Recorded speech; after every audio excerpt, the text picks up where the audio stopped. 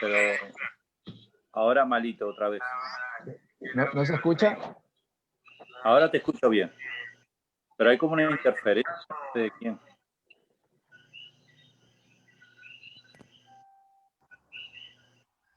Sí. Entonces, bueno, los casos han aumentado y debido a que los casos han aumentado, hubieron restricciones otra vez y toque de queda y ley seca y bla, bla, bla. Bueno, entonces muchas cosas. Y debido a eso, el templo tiene que cambiar ajustarse a los horarios. Justo estaba hablando de eso con los devotos, que eso fue una de las resoluciones últimas del GBC, del cuerpo de adoración, que hay que hacer los ajustes necesarios para seguir adelante, acorde a las restricciones de cada país, ciudad, estado. Claro. Y bueno, entonces eso es lo que estamos haciendo ahora para que todos, como generalmente todos somos grijastas aquí, la gran mayoría, más del 90%, entonces, y somos pocos de hecho, somos una comunidad bien pequeña. Entonces, eso es por tener a un monstruo como Estados Unidos accesible, entonces todo el mundo se va para allá. Y entonces, a pesar de que aquí es precioso, es clima tropical, tiene sus cosas como hay en todos lados, pero hay unas deidades bien lindas, una finca bien linda para trabajar y todas esas cosas. Y es lindo, en realidad, y hay todo, ¿no? Pero bueno, siempre el pasto de al lado siempre se ve mejor. Claro. Sí, yo les había comentado en una ocasión anterior que yo tenía una tía que vivió muchos años en Puerto Rico y antiguamente pues siempre enviaba las postales, ¿no? Cuando no había el asunto del Ajá. internet y todo, enviaba postales y en San Juan y todo esto, ¿no? Bueno, Entonces, las postales no dicen mucho, porque las postales no te van a mostrar uno que vive en la calle y abajo del puente. Generalmente eso no lo muestra. claro, Pero correcto. los lugares lindos hay en todos lados. Y Sí, aquí sí. hay lugares súper maravillosos. Las mejores, bueno, yo creo que las mejores playas o unas de las mejores playas están por acá. Ella creo que vivía en un lugar que se llamaba, si no me equivoco, Limón de Arce, algo así, o un sector, no sé. Pero Será cuando sector, llegaban en sector. las postales decía ahí Limón de Arce. Será un sector, porque el lugar eso yo no lo conozco, Limón de Arce. Ajá.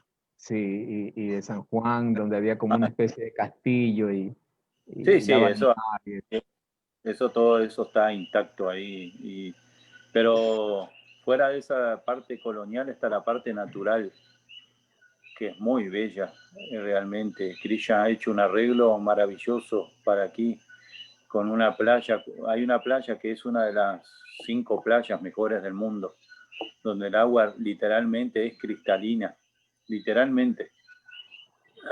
Entonces, la verdad que la belleza que Krishna ha puesto y hay una de las, creo que no sé cuántas playas hay luminiscentes, esas que de noche hay como Sí, que se alumbran, fluorescentes, una cosa así, ¿no? fluorescentes, cosas así, también está aquí, Ah, dentro de otras tantas cosas. Que yo no soy muy turista, porque en realidad aquí hay lugares turísticos que yo realmente no he ido a visitar. Todo el mundo va a visitar y yo no he ido, no porque no, a veces no quiero, no puedo, no me interesa o cosas así. Lo único que me interesa a mí es un poco la playa para ir. de Pero descanso. bueno, Prabhu, vamos a ver cómo es esto de la Navidad y Jesucristo y todas esas cosas, a ver qué nos... Ah, sí, bueno, nuevamente, Hare Krishna, les reitero mi agradecimiento a todos ustedes. Agradecidos nosotros de que tomes tu molestia y tu tiempo, ¿no? Gastes tu tiempo, que seguro que hay tantas cosas para hacer y tú lo quieras compartir con nosotros, eso nos hace a nosotros afortunados. No, bueno, muchas gracias. Igual, gracias a todos ustedes. Y bueno, aprovechando la situación de que estamos en una fecha, estamos en vísperas de Navidad, una Navidad que a pesar de las circunstancias no deja de siempre ser una ocasión festiva, por lo menos para las personas que de una u otra manera llevan una cierta tradición, por así decirlo, religiosa, ¿no? Espiritual. Aún así, a pesar de las circunstancias en sus hogares, pues no falta ese entusiasmo, ¿no? De colocar el nacimiento, la tradición que se hace, ¿no? El nacimiento, el árbol, un poco recordar la aparición de Jesús. Entonces, siempre es interesante cómo podemos armonizar o articular esta aparición. Por la filosofía nosotros sabemos, ya vamos a tocar más en detalle esos puntos, que el Señor se manifiesta en diferentes lugares, ¿no? El Gita lo dice, yada, yada, hidharmasya, donde quiera y cuando quiera, dice el Señor, que hay una declinación, glanir bhavati, una declinación en las prácticas religiosas. Él desciende, entonces no es hegemonía, la aparición del Señor no es hegemonía de una sola tierra, un solo lugar. Él está constantemente apareciendo en diferentes lugares, se manifiesta de diferentes formas. Hay enormes cantidades de manifestaciones de Dios. Podemos estudiarlo esto del Chaitanya Charitamrita, como el señor Chaitanya le explicó a Sanatana Goswami las encarnaciones de Krishna y le hizo muy detallado, ¿no? Las diferentes encarnaciones, empezando por los Purusha Avataras. ¿Sí se me escucha? ¿Sí?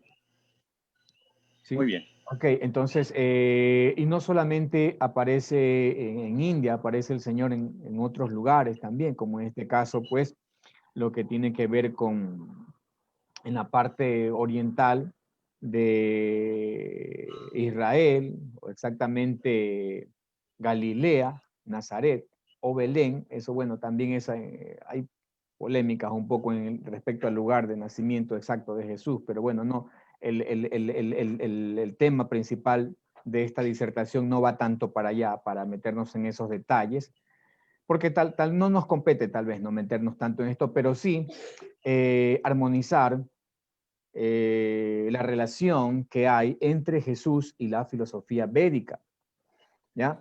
Y esto lo hacemos como una forma de que las personas, tanto de parte y parte, ¿no? Del sector Vaishnava y del sector cristiano, puedan entender correctamente cuál es el enfoque que tenemos, los seguidores de la ciencia védica, respecto a Jesús, qué es para nosotros. Y por supuesto, para empezar esta pequeña disertación, esta pequeña charla, vamos a tomar como base un pequeño fragmento del libro de la ciencia y la autorrealización, del capítulo 4, en donde Srila Prabhupada aborda muy bien este aspecto. Vamos a hacer una introducción primero respecto a lo que vamos a hablar y luego vamos ya a ir al desarrollo, y el desarrollo o el cuerpo de mi pequeña disertación lo he dividido en tres temas principales, que es Nama Tattva, Guru Tattva y Vishnu Tattva. Todo esto en relación con la persona o la personalidad del Señor Jesús. Pero antes de eso, también quiero referirme a algo muy importante. Primero, es interesante que nosotros sepamos bien que el conocimiento védico, porque ese es el asunto, el enfoque védico que le vamos a dar a Jesús, ¿no? Cómo los Vedas ven a Jesús, qué es para los Vedas Jesús. Entonces debemos entender primero de qué trata la ciencia védica, qué son los Vedas. Y esto es muy importante porque muchas veces tenemos todavía una noción un tanto sectaria de lo que es la ciencia védica.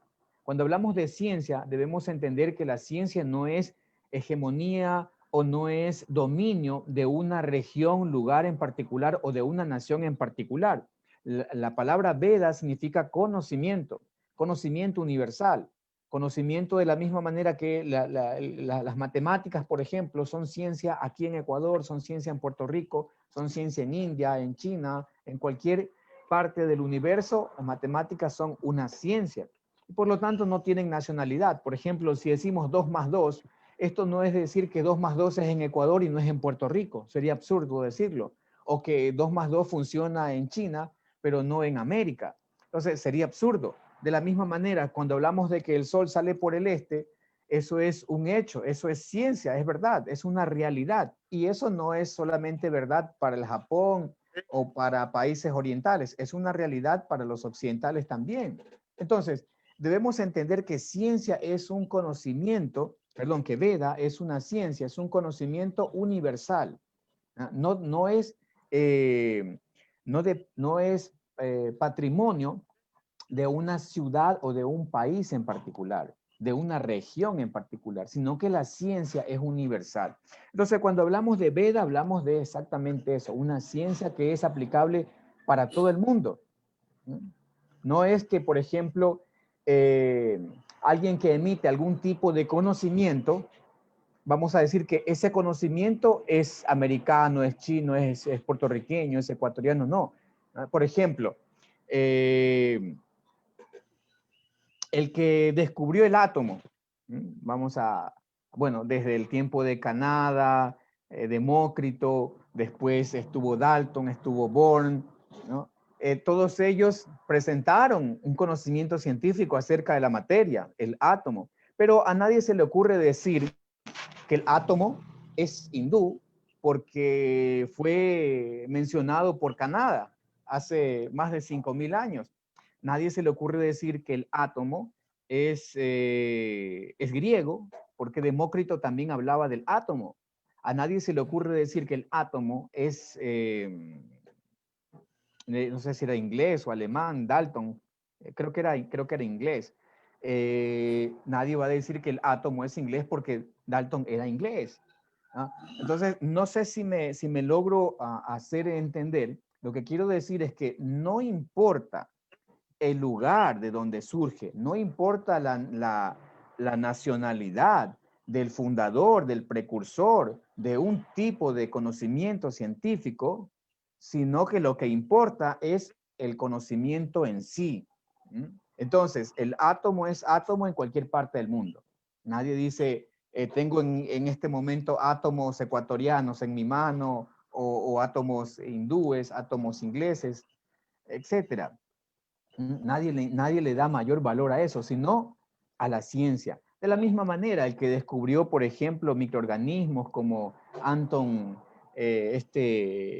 Leeuwenhoek, algo así era el nombre, nadie va a decir que lo que descubrió él era de un cierto país, o el que habló de las bacterias, Pasteur, etcétera, que estas cosas son de tal lugar. Nadie dice eso, ¿no? Por ejemplo, el que le hizo un seguimiento a la cuestión de la fecundación y cómo se iba desarrollando el embrión, nadie va a decir, no, ese conocimiento funciona en Oriente, pero ese conocimiento no funciona en Occidente. ¿Por qué? Porque es conocimiento científico y por lo tanto los Vedas no descartan ningún tipo de conocimiento por el hecho de que surja de otro lugar. No es que porque esta persona no nació en India, no puede tener conocimiento o su conocimiento es de una calidad inferior. ¿Ah? O porque nació en tal lugar, tal región, etc. Entonces, los Vedas significan conocimiento y ese conocimiento es válido sin importar el lugar de dónde procede, de dónde surge. Entonces, aquellos que difunden la ciencia espiritual, no importa en dónde han surgido, no importa si vienen de Oriente o de Occidente, si su conocimiento es científico, es verdadero acerca de la naturaleza, hablando en términos ya de ciencia espiritual respecto a la naturaleza de Dios y del proceso para acercarnos a Dios, obviamente su conocimiento es válido. Por lo tanto, los Vedas, partiendo desde ese enfoque, los Vedas reconocen a Jesús como un auténtico propagador de la ciencia espiritual, de la ciencia de Dios. No importa si él nació en Jerusalén o por esta región, en Israel, no importa si él no nació en India, lo que él estaba entregando al mundo era ciencia.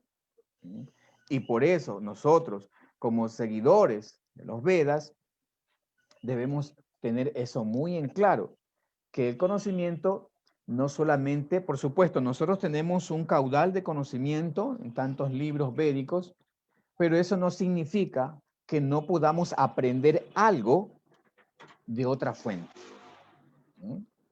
Es más, podemos citar muchos ejemplos, ¿no? Ustedes ahora pueden también, y si lo tienen presente, pueden mencionarlo. Podemos recordar muchos casos En muchos casos, hay en los libros, en las historias Vaishnavas, védicas, hay muchos casos en donde el conocimiento no siempre viene de una fuente canónica. Muchas veces viene de una fuente que nadie realmente lo esperaba. Por ejemplo, se me viene a la mente el caso de Sánkara, cuando recibió una tremenda instrucción de parte de un chándala. No sé si ustedes conocen ese pasaje, pero en una ocasión Sánkara, el mayor exponente del impersonalismo, recibió una lección, una lección espiritual de un chándala, alguien que iba con sus perros, ahí no todo sucio, ¿no? Así aparentemente en ignorancia, y este personaje le dio una tremenda lección a Sánkara, que Sánkara terminó aceptándolo como guru por esa lección que había recibido de él. Entonces, se supone que las lecciones no vienen de una persona así. Sin embargo, porque eso es cierto, porque lo que salió de la boca de este personaje era cierto, entonces eso es Veda, es ciencia. Y Sánkara lo aceptó. Otro caso también, Bilvamangala Thakur. ¿Recuerdan ese famoso pasaje? Cuando él fue, tremenda instrucción que recibió de Chintamani, ¿no? Le dio una instrucción, le dijo, ¿qué estás haciendo aquí? ¿No? Todo ese ímpetu, esa determinación que tienes, empléala al servicio del Señor. Utilízala para encontrar a Dios. Y luego en su escrito, en su libro, en el libro Sri Krishna Karnamrita de Bilvamangala Thakur, él ofrece, ¿no? En las reverencias, en la introducción, él ofrece sus reverencias a Chintamani, como su burla, secta como su burla. Y hay tantos casos, ¿no? Podemos citar tantos ejemplos, incluso de la vida cotidiana. No esperemos que siempre va a ser tal vez un brahmana, un vaishnava quien nos va a dar una buena instrucción. Podemos recibir una buena instrucción también de líderes en otros movimientos o incluso de personas cotidianas que nos pueden decir una gran verdad, nos pueden dar alguna pauta, alguna indicación para mejorar nuestra vida espiritual. Y por lo tanto, desde esa perspectiva, los Vedas reconocen a Jesús como un auténtico exponente de la ciencia espiritual. ¿Ok? Bien, entonces, si ustedes tienen alguna inquietud hasta ahí, para no ir, como vamos a tocar algunos puntitos, podemos ir haciendo breves pausas para ver si ustedes tienen alguna pregunta a medida que yo voy avanzando, ¿no? Si tienen alguna duda, alguna inquietud respecto al asunto de cómo los Vedas nos hablan de una ciencia espiritual no sectaria. Esto es muy importante, no sectaria. No debemos pensar, como reitero, que solamente vamos a encontrar conocimiento espiritual en relación a Dios en los Vedas. También podemos encontrarlos en otras escrituras, como en la Biblia, el Corán. Particularmente, en mi caso, también estudio la Biblia, el Corán. Y aunque, por supuesto, nuestra fuente mayoritaria de conocimiento espiritual proviene de los Vedas, en particular y en especial de los libros que nos ha entregado A.C. Bhaktivedanta Swami Srila Prabhupada, fundador de la Sociedad Internacional para la Conciencia de Krishna, aún así estamos abiertos a recibir conocimiento, ¿no? Para respaldar, para corroborar, ¿ves? Muchas cosas que estamos estudiando ya en nuestros libros, ¿no? En nuestros libros de estudio, de guía, que son el Bhagavatam, el Chaitanya Charitamrita. Una mano levantada. Hay una mano levantada de Upendra Balaram. Hare Krishna Prabhu. Hare Krishna Upendra, Prabhu. Reverencia para Prabhu y a todos los devotos. Mi pregunta en relación a la definición que ha dado de los Vedas, que en mi periodo formativo en conciencia de Krishna, los devotos me decían, no mezcle, Prabhu, no mezcle cosas. O sea, tenían ese concepto siempre de mantenerse fijo en la versión védica y no mezclarse, porque el cristianismo estaba bien enredado. Las diferentes teólogos han hecho muchas opiniones y está enredado el asunto. Entonces yo quiero saber su opinión en relación con eso. Gracias. Muchas gracias, muy buena pregunta, realmente muy interesante. Bien. Recordemos que cuando nosotros empezamos nuestra vida espiritual, es necesario para poder crecer apropiadamente sin ese tipo de confusiones, sin algún tipo de mezcla, porque nosotros estamos a favor de la aceptación de otras doctrinas como autoritativas, y la Prabhupada nos enseñó eso, a aceptar también a la Biblia, al Corán, como otros libros doctrinales auténticos, autorizados, dados por Dios.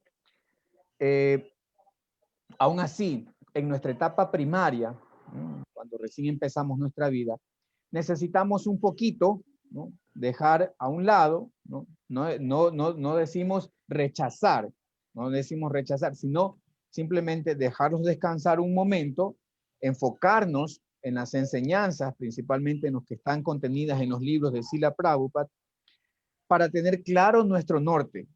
Nuestro derrotero debe ir hacia un punto, hacia Krishna. Luego, con la madurez,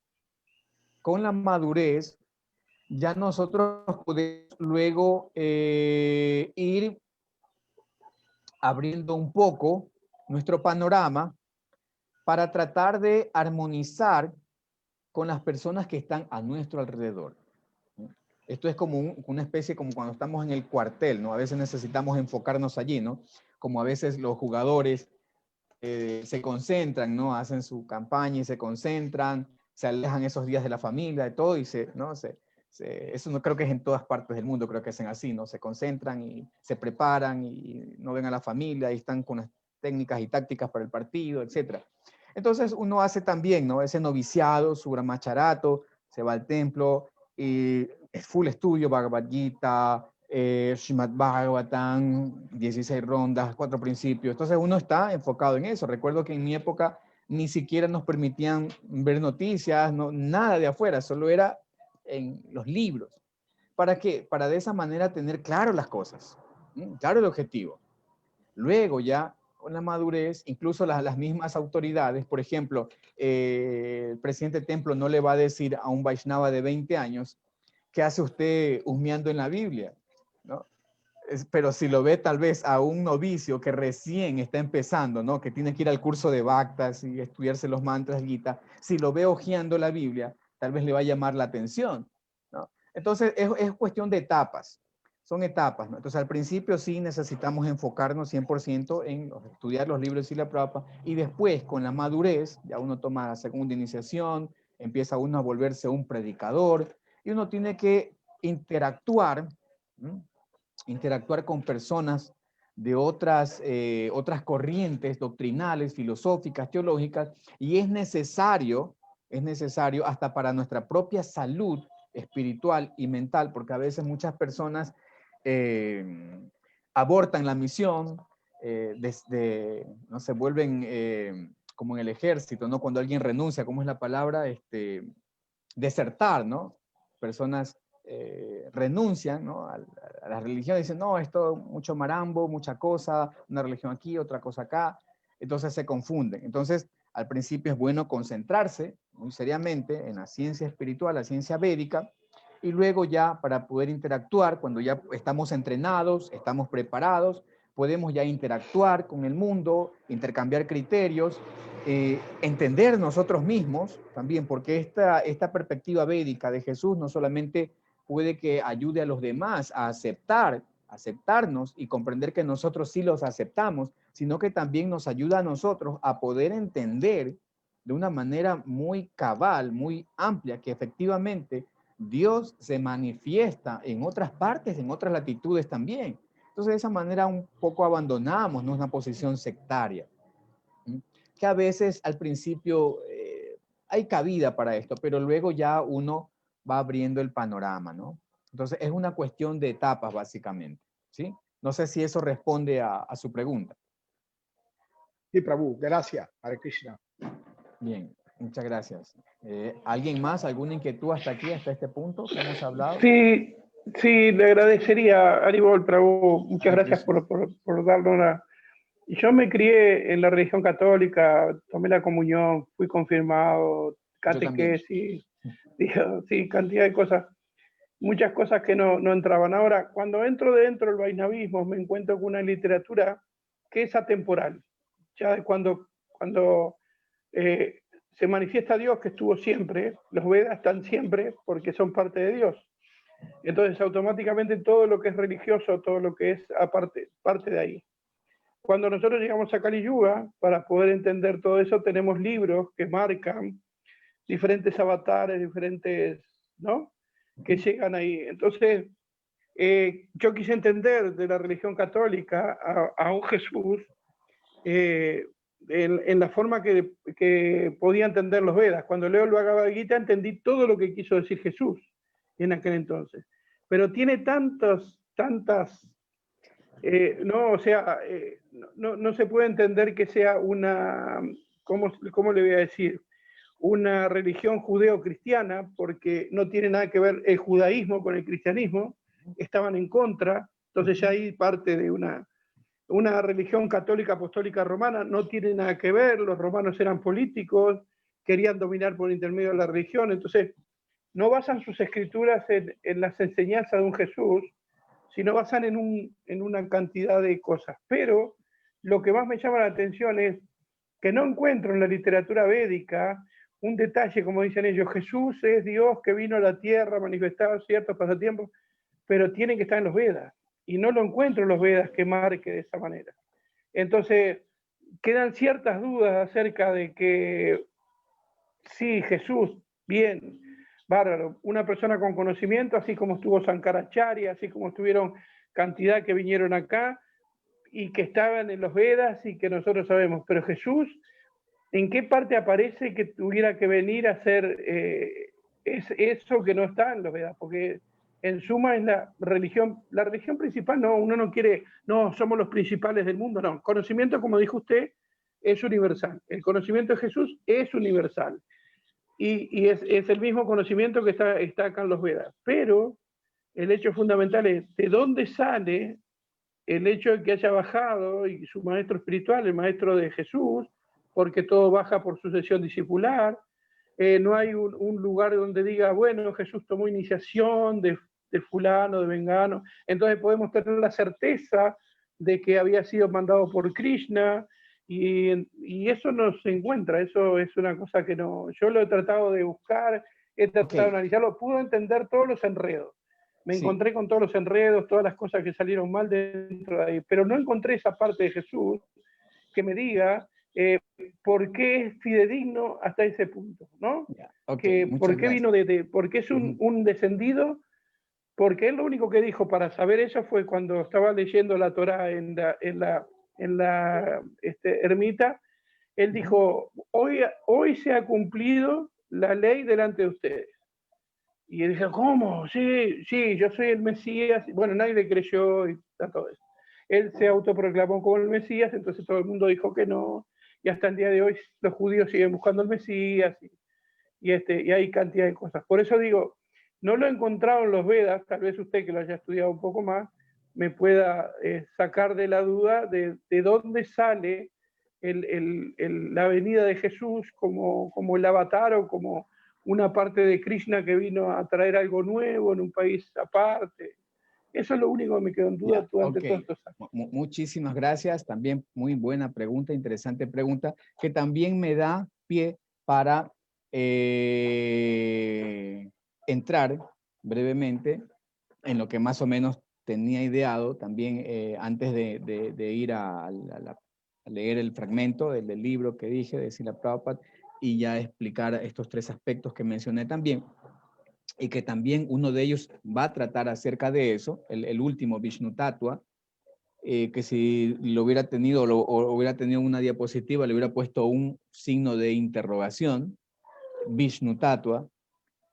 Ya vamos a hablar más en detalle, pero para responder su pregunta, ser muy puntual, digamos que hay dos maneras que de acuerdo a, desde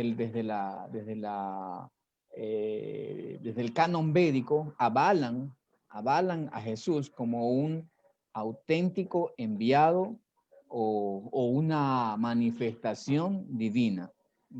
Esas dos aspectos son: uno, la parte conceptual, y lo otro, la parte escritural. Cuando hablamos de parte conceptual, me refiero a que algo que ya mencioné antes, Krishna dice en el Gita, Yada, Yada, Hidarmasya, Glanir, Bhavati, Bharata. Cuando quiera y donde quiera. Entonces, por eso, por ese punto, aceptamos que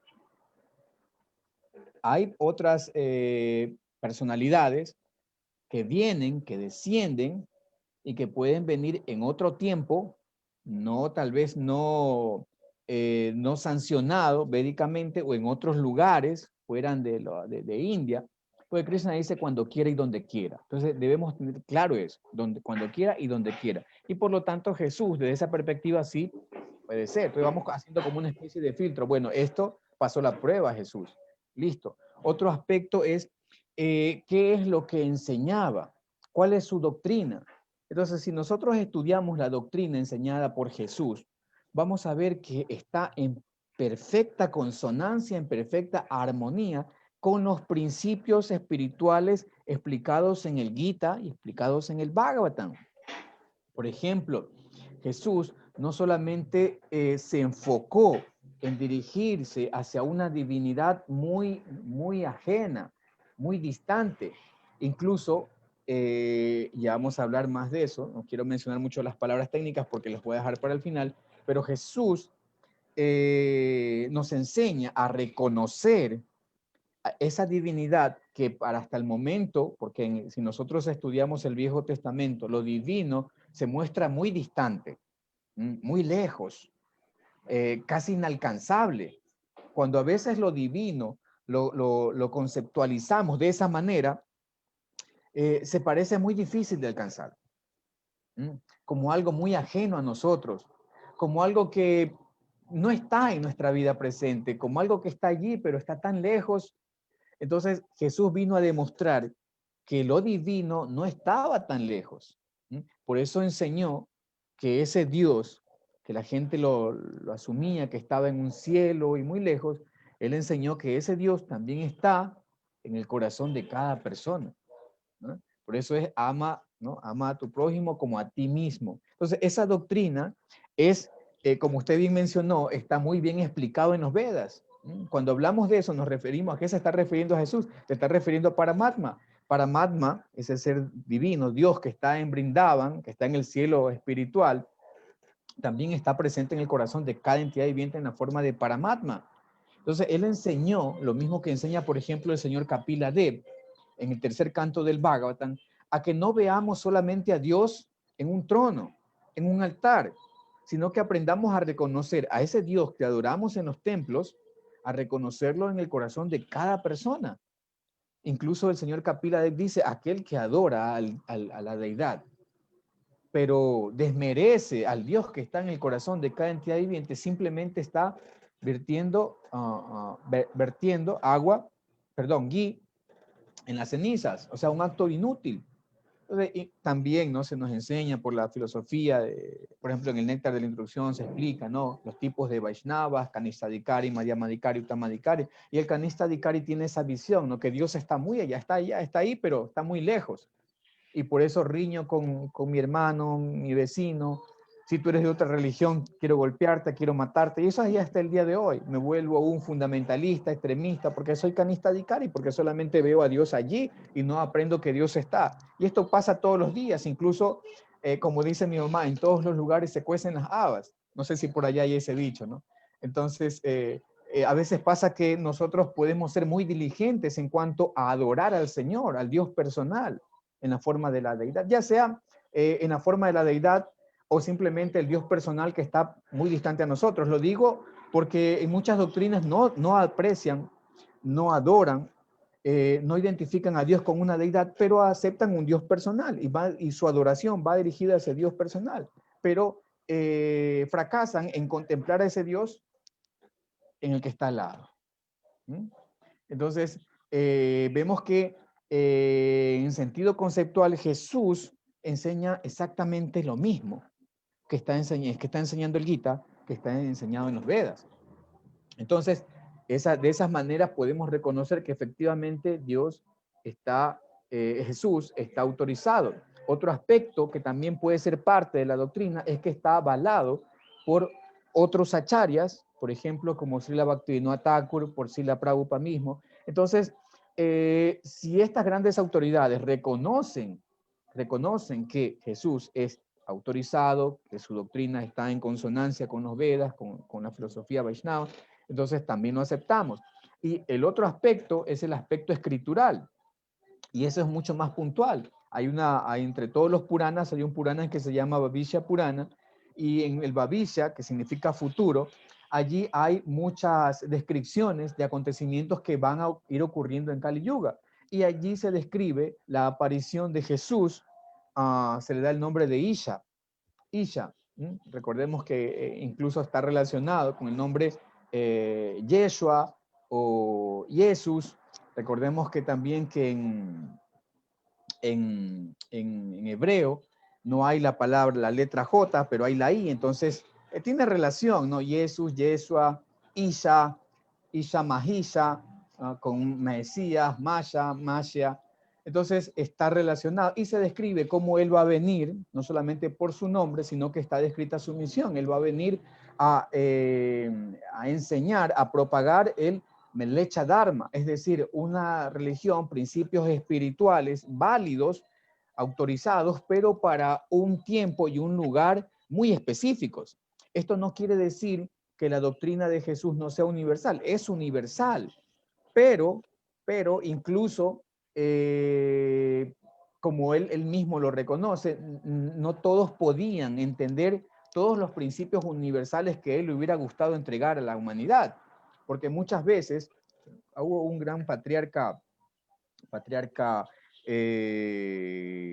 judío al que él le dijo algo así como, ni tú puedes entenderlo, ¿no? Tú que eres un gran sacerdote, no puedes entender todo esto, qué decir las masas en general.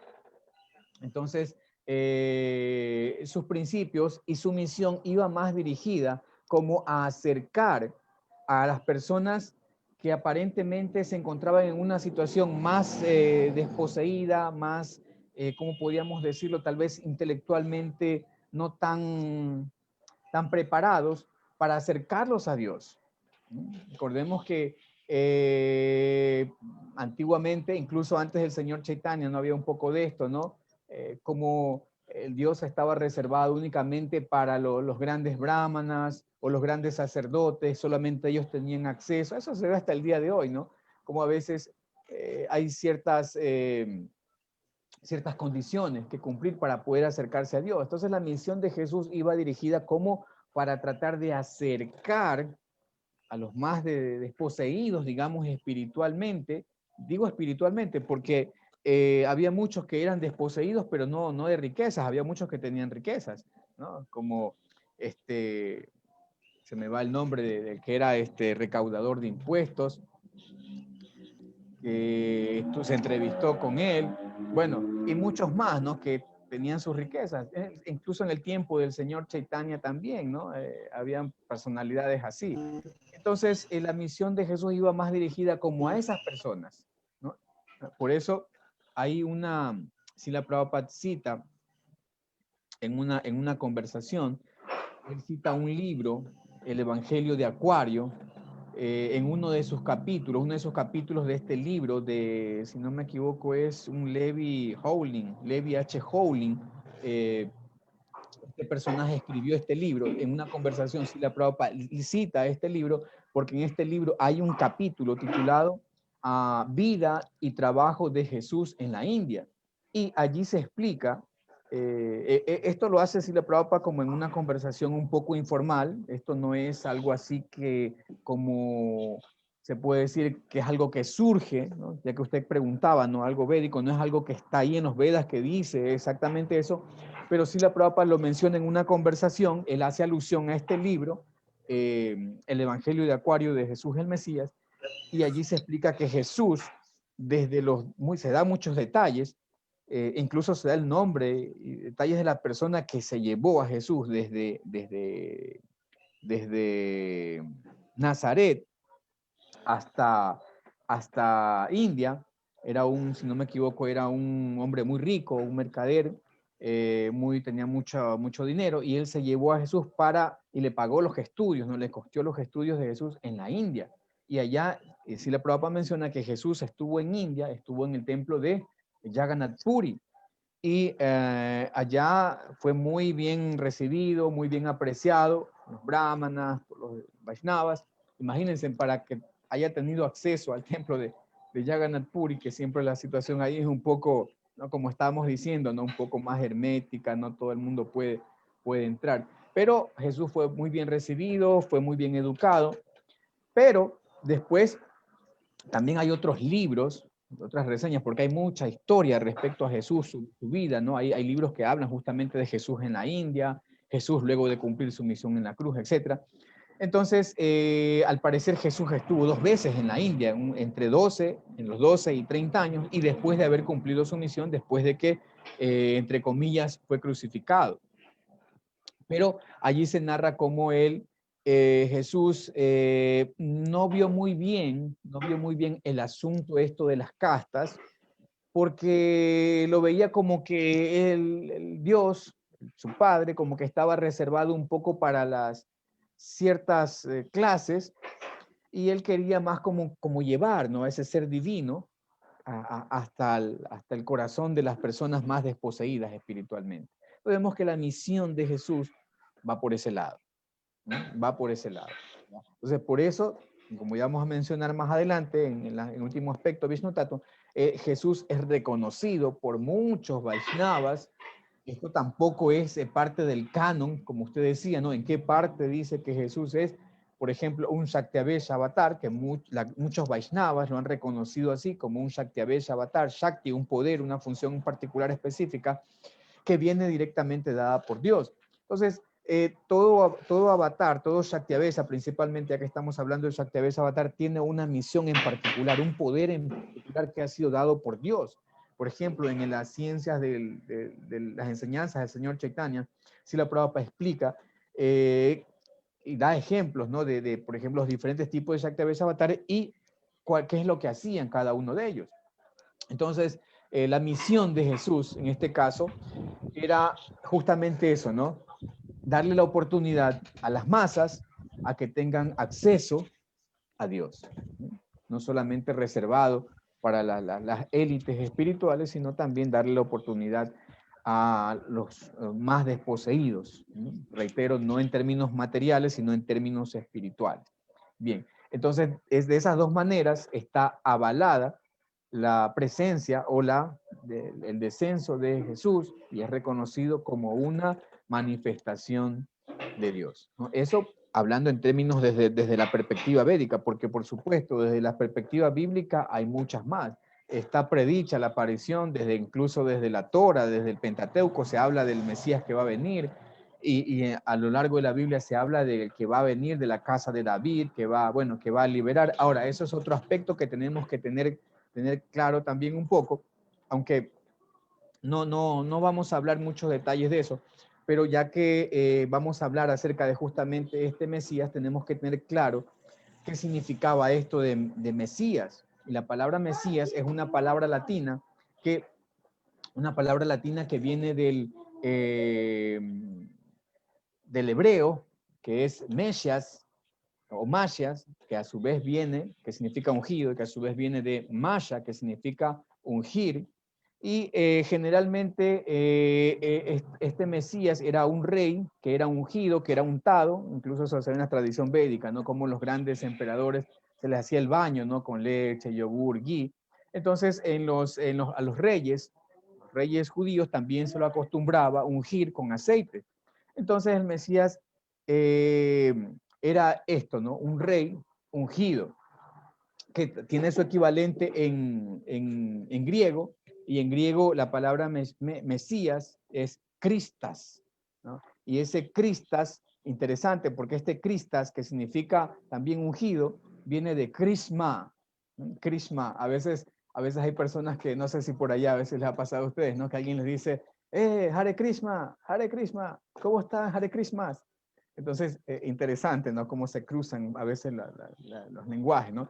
Y Krishna significa justamente también significa unción. Entonces, este Mesías era un rey ungido. Ahora,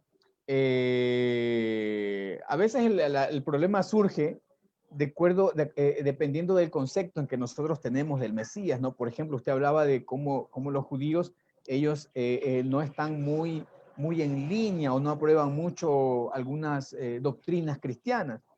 Porque a veces hablamos de conceptos diferentes, ¿no? Para algunos el Mesías era un libertador, un libertador político, social. Incluso la palabra Yeshua viene de una palabra hebrea que significa aquel que salva, o salvador. Entonces hay que ver qué se entiende por salvador. A muchos entendían una salvación política, una salvación social, alguien que iba a liberar al pueblo israelita del yugo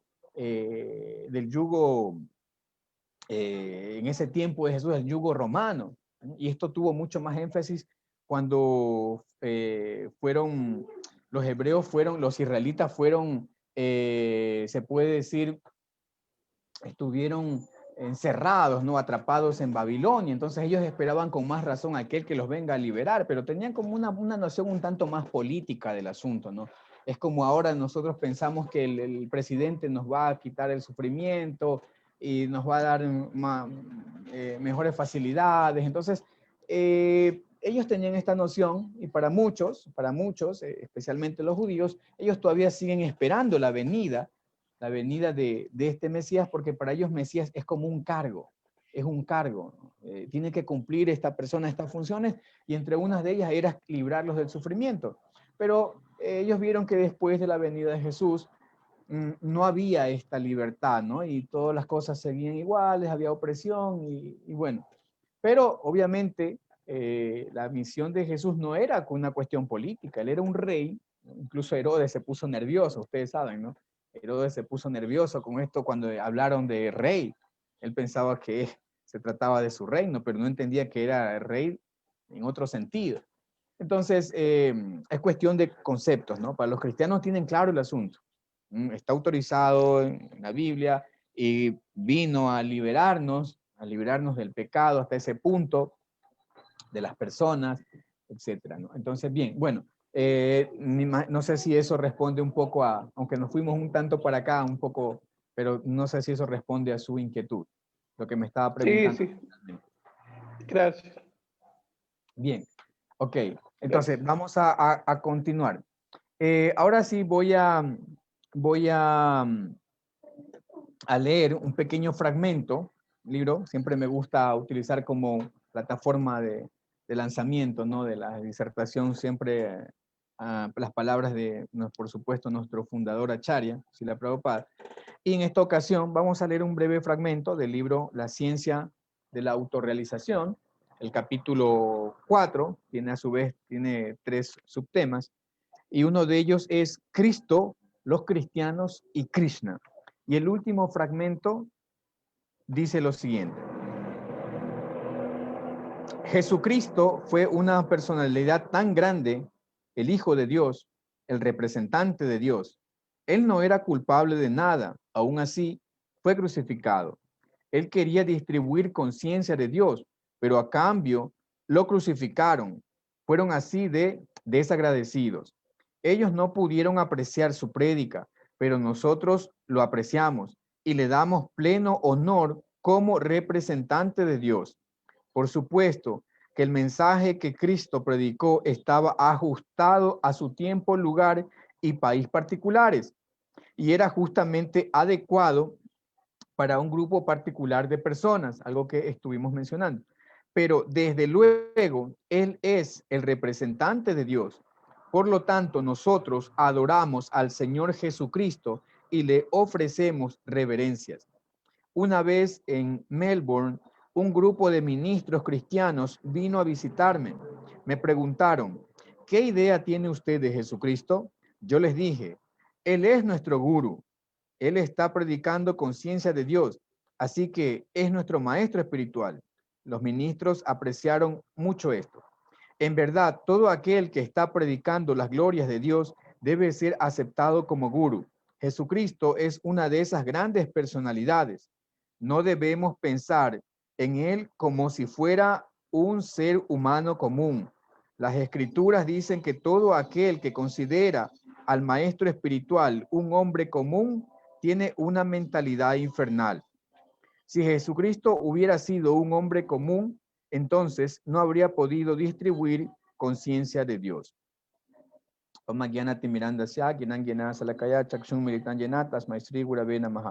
nací en la más completa oscuridad de la ignorancia y mi maestro espiritual está abriendo mis ojos con la antorcha del conocimiento. A él yo le ofrezco mis más humildes y respetuosas reverencias. Namah Vishnupadaya Krishna Prestaya Bhutale Srimate Yaya Pataka Swami Iti Namine Namacharya Padaya Nitai Kripa Pradayane Gaura Kata Damadaya Nagara Grama Tarne Mukankaroti Bachalam Panguna Gayate Yakripata Hambande Sri Gurundi Nataranam Paramananda Madhavan Sri Chaitanya Ishwaram Banchakal Patarubhyascha Kripa Sindubhya Bacha Patitanam Pavanebhyo Vaishnavebhyo Namo Namaha. Om Tat Sat. Bien, entonces, como mencioné antes, íbamos a hablar acerca de tres aspectos en relación a Cristo y a Krishna, y cómo los Vedas ven a Jesús, ¿no? ¿Cuál es el enfoque que le dan?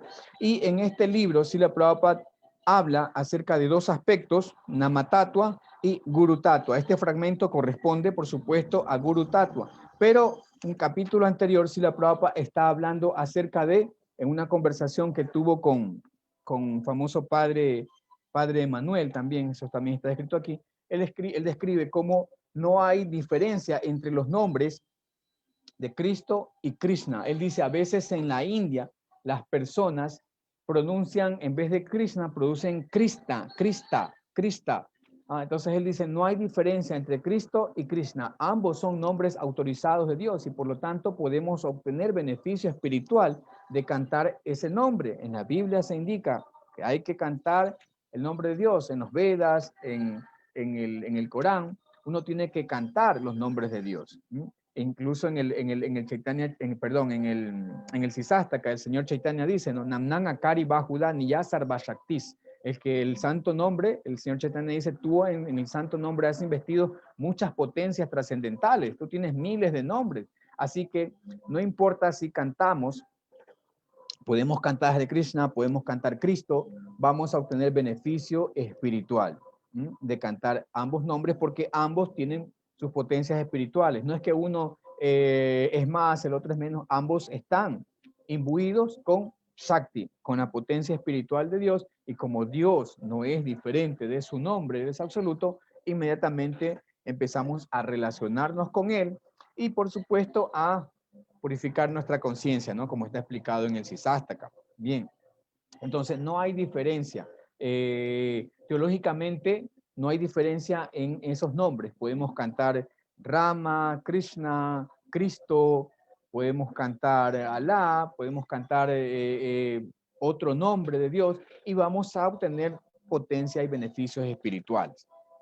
Ahora, entrando en lo que tiene que ver con Guru Tattva, nosotros, los Vedas, reconocen a toda persona que esté enseñando la ciencia de Dios como un verdadero maestro espiritual fidedigno.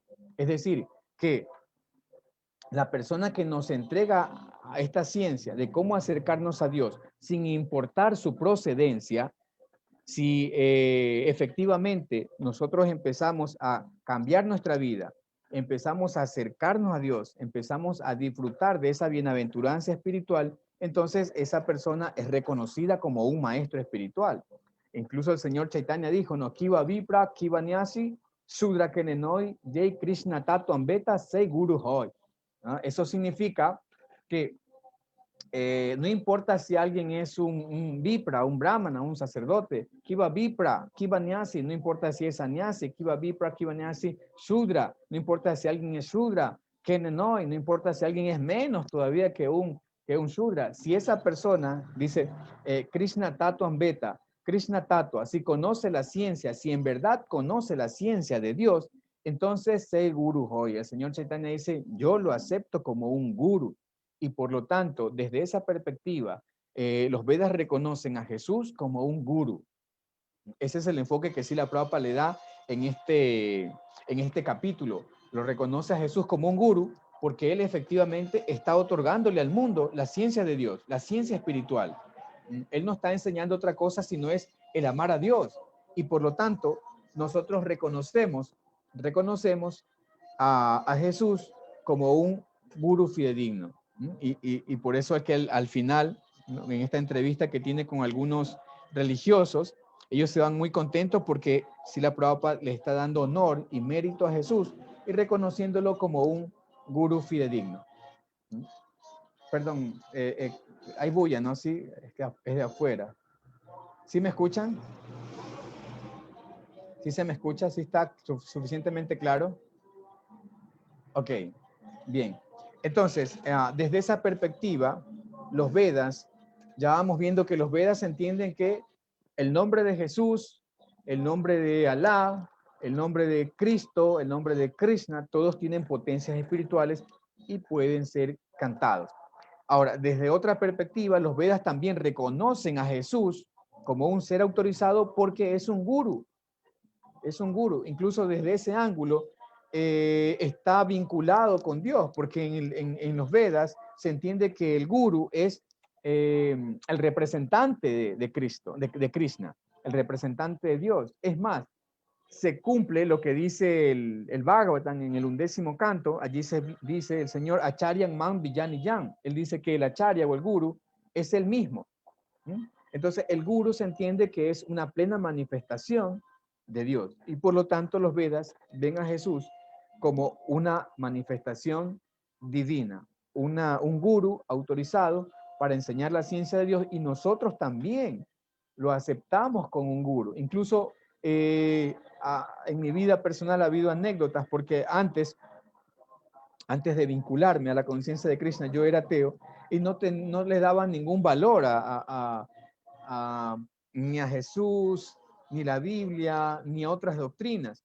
Pero a raíz de que me vinculé a la conciencia de Krishna y gracias a este libro, justamente que fue uno de los primeros libros que me estudié, fue prácticamente el primer libro, aunque no fue exactamente el primer libro, pero sí uno que tenía un poco más de doctrina. Entonces, aquí a través de este libro fue como yo pude reconocer y darle valor no solamente a Jesús, sino también al cristianismo, a la Biblia, como doctrinas y conocimiento autorizado. Entonces empecé a desarrollar más bien respeto, ¿no? Eso es lo que Srila Prabhupada nos ha enseñado, a desarrollar ese respeto por otras manifestaciones de Dios. Y por lo tanto, para nosotros, Jesús es un guru autorizado, es un Vaishnava, porque enseñó los principios, como ya mencionaba antes, que están estipulados en el Gita, en el Bhagavatam y en los Vedas en general. Bien, ahora el tercer punto, hasta ahí todo vamos en orden, ¿no? Todo vemos está en función de las palabras de Srila Prabhupada, las palabras del Gita, las palabras del Bhagavatam. Llegamos a un tercer punto, que es ahora, ya hablamos de Nama Tattva, Guru Tattva, ahora Vishnu Tattva. ¿Cómo reconocemos qué es exactamente Jesús? ¿Qué es exactamente ese Mesías? Ya hablando en términos teológicos, en términos ontológicos, ¿qué es? ¿Qué relación tiene Jesús con Krishna? Pues, Srila Prabhupada también en una carta que le responde a un discípulo, él le dice, porque parece aparentemente el discípulo estaba un poco confundido, y él le pregunta, ¿no?, acerca de Jesús y Krishna. Incluso tenía bastante confusión, parece ser, por las palabras que Srila Prabhupada le dirige, que este devoto como que quería abandonar un poco el refugio de Srila Prabhupada, el Vaishnavismo, y como que estaba dudando, ¿no? Entonces él explicó muy bien y le dijo, no hay confusión. Krishna es Dios y Jesús es el Hijo de Dios. Y no hay diferencia entre el Padre y el Hijo, pero al mismo tiempo el Hijo no es el Padre. ¿Ya? Entonces ustedes reconocen, nosotros reconocemos perfectamente estas palabras, esta doctrina, y eso tiene un nombre muy puntual. Esa filosofía se conoce como Achintya Veda Aveda Tatua, la inconcebible unidad y diferencia entre el Señor y sus potencias, entre el Señor y sus energías. Por lo tanto, Jesús es Dios y Jesús al mismo tiempo no es Dios.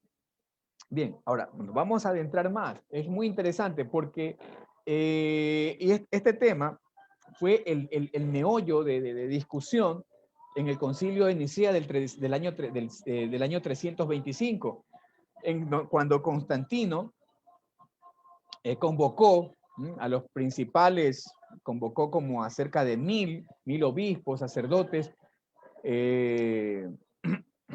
cristianos, para determinar y esclarecer. Claro, no fueron todos, fueron como algo más de 300, igual es bastante, pero eran los principales patriarcas, obispos, religiosos, para discutir justamente ese tema. ¿Qué relación tenía Jesús con Dios? Porque había una corriente principalmente dirigida por el obispo Arrio. Arrio decía que Jesús era diferente de Dios, que Jesús era como hijo de Dios, había sido creado por Dios y por lo tanto no podía ser Dios. Es decir, era como la persona que desvinculaba, ¿no? a Dios, por supuesto, lo reconocía como un ser divino, hijo de Dios, pero diferenciándolo de Dios, ¿no? Él acentuaba esta diferencia. Y la gran mayoría de los sacerdotes estaban en contra de esto y pregonaban que Jesús era justamente Dios hecho hijo en la tierra, que vino como quien dice, a liberar o a hacerse presente, manifestarse para el mundo entero. Entonces hubo ahí muchas discusiones, varios días, y de allí es que surge el famoso credo de Nicea, que lo aprendimos en el catecismo. No sé si ustedes lo recuerdan, yo recuerdo bastante un fragmento, y justamente vamos a encontrar que en ese fragmento hay mucho de la filosofía Achintya Veda, Veda Tatua. Lastimosamente, en ese tiempo, por supuesto, hubiera sido interesante, ¿no?, que llegue un Vaishnava a ese concilio, no sé, haciendo un paralelismo, ¿no?, entre este sector de acá de Occidente, en Italia, por allá, ¿qué Vaishnava, ¿no?, existió en esa época en India? Hubiera sido interesante que sea invitado también, ¿no?, al concilio de Nicea, porque justamente esta filosofía Achintya Veda, Veda Tatua, es la filosofía que armoniza esta comprensión, es lo que nos ayuda a armonizar esa discusión que siempre, hasta el día de hoy, aunque en ese momento, ¿no?, en el 325 se dejó claro más o menos el asunto, pero hasta el día de hoy aún se sigue discutiendo en teología la relación Dios y Jesús. Entonces, en este concilio, concilio de Nicea, surge el credo y encontramos que una parte del credo dice algo muy interesante. Dice, Dios refiriéndose a Jesús, dice, Dios de Dios, luz de luz, Dios verdadero, del Dios verdadero, engendrado, no creado, de la misma naturaleza del Padre, por quien todo fue hecho. De la misma naturaleza, interesante. O sea, estamos hablando que Jesús tiene la misma sustancia del Padre, de Dios, ¿no? Dios de Dios, dice, Dios de Dios. Nosotros reconocemos, por supuesto, en la filosofía védica, en la filosofía Vaishnava, todos estos conceptos, porque Dios es uno, pero tiene diferentes manifestaciones, y todas esas manifestaciones son de la misma calidad de la fuente original.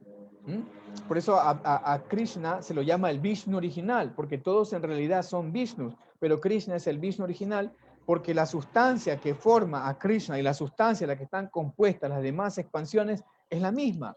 Entonces Jesús es Dios de Dios, es de la misma sustancia, de la misma naturaleza, luz de luz, Dios verdadero del Dios verdadero, engendrado, no creado. Es decir, Jesús, como Juan lo reconoce más en la Biblia, en el Nuevo Testamento, Juan justamente habla de esto, de cómo Juan dice, Dios era el verbo y ese verbo se hizo carne. Él hablaba de la preexistencia de Jesús, es decir, antes de todos los siglos, antes de toda la creación, ya existía y por lo tanto procedía directamente de él. No era un ser simplemente creado en este mundo, sino que ya existía previamente, es decir, justamente venía del Padre. Entonces, desde el punto de vista, desde nuestra filosofía, Jesús es Dios y al mismo tiempo no es Dios. Ahora, si empezamos a hilar más fino, ya vamos entendiendo en sentido general que Jesús es una manifestación divina, que es Dios de Dios, es luz de luz, es de la misma naturaleza, es una manifestación de Dios, por lo tanto es reconocido como Dios, aunque no es totalmente Dios. Incluso en la misma Biblia encontramos en el Nuevo Testamento cómo Jesús se dirige hacia un Padre, ¿no? Y reconoce que ese Padre, ese Dios, está en una posición superior. Por ejemplo, cuando él dice, yo no puedo hacer nada si no está autorizado por el Padre. Es decir, reconoce que existe un poder superior. Lo mismo cuando estaba siendo crucificado, él se dirigía hacia un Padre. Entonces encontramos esa filosofía achinte aveda tatua se reconoce perfectamente en el tipo de relación que tenía Jesús con Dios, ¿no? Iguales y diferentes a la vez. Ahora, si empezamos a hilar más fino, a profundizar, la siguiente pregunta es, bueno, pero ¿qué tipo de manifestación de Dios es?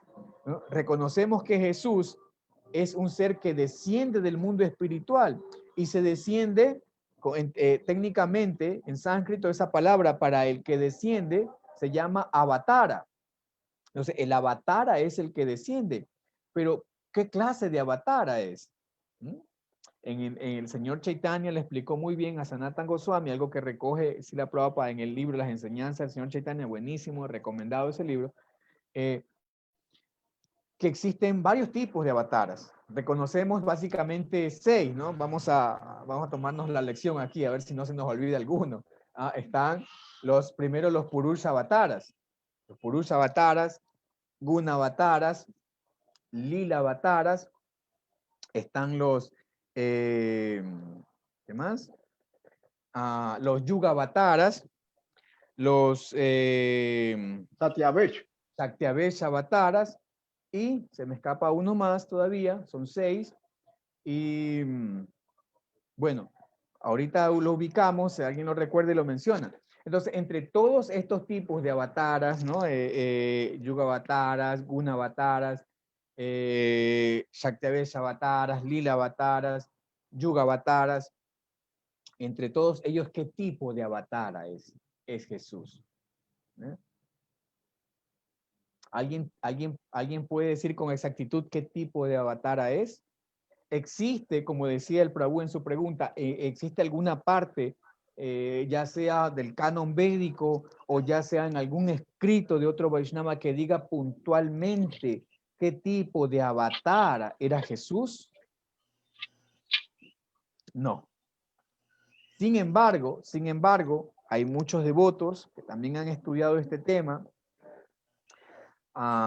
reconocen a Jesús como un Shakti Avesha Avatara.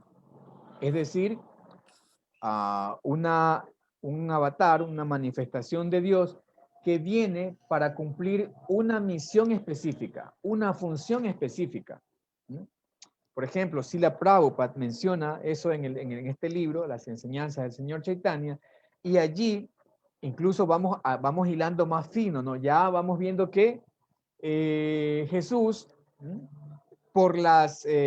esto no es, como ya decía, no es que está puntualmente establecido en algún libro, como decía el Prabhu, en qué parte exactamente está.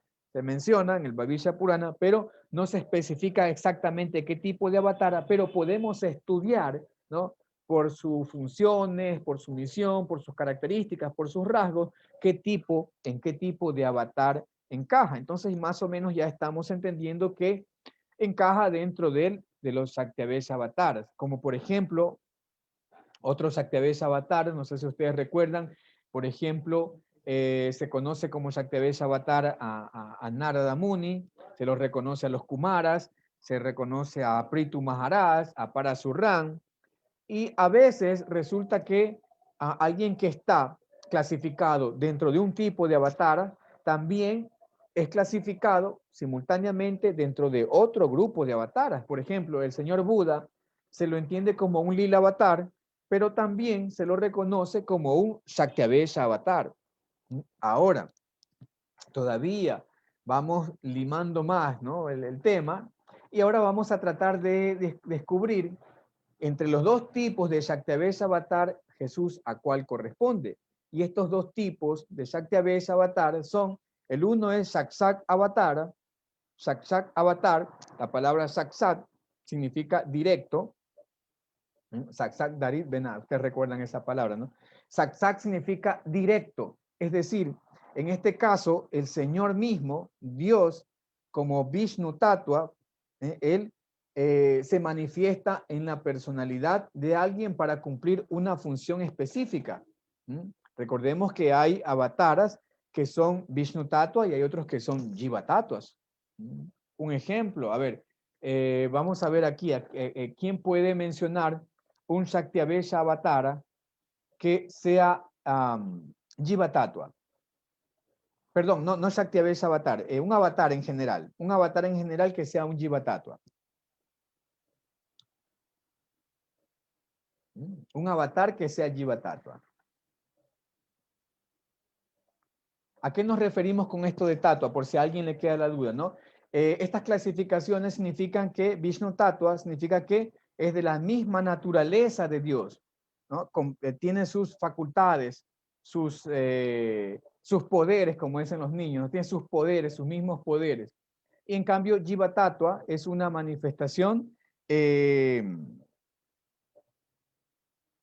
puede decir, un tanto desvinculada, que posee cierto grupo. Esos detalles también están en la enseñanza de Chaitanya, ¿no? Como las Jiva Tattvas poseen un cierto porcentaje de las propiedades, características del Señor Supremo. Pero los Vishnu Tattvas poseen casi en pleno todas las mismas potencias de Krishna. Pero los Jiva Tattvas poseen en un grado inferior todas esas mismas potencias, ¿no? Por ejemplo, corresponden a las encarnaciones. Hay dos tipos de encarnaciones también, es otro tipo de estudio, ¿no? Los que son los Amsams y los Vivignamsams. Los Amsas son las que proceden, si no me equivoco, Amsas, Vivignamsas, sí, las que proceden directamente de Dios, y los Vivignamsas son aquellos que son separados de Dios, como las Jivas. Bien, entonces, los Jivas somos todas las entidades vivientes, se puede decir ordinarias, los Jiva Tattvas, pero los Vishnu Tattvas son aquellos que tienen la misma naturaleza de Dios. O en otras palabras, los Vishnu Tattvas nunca son seres condicionados, ¿no? Si hablamos en términos de seres liberados y condicionados, los Vishnu Tattvas son seres eternamente liberados, ¿no?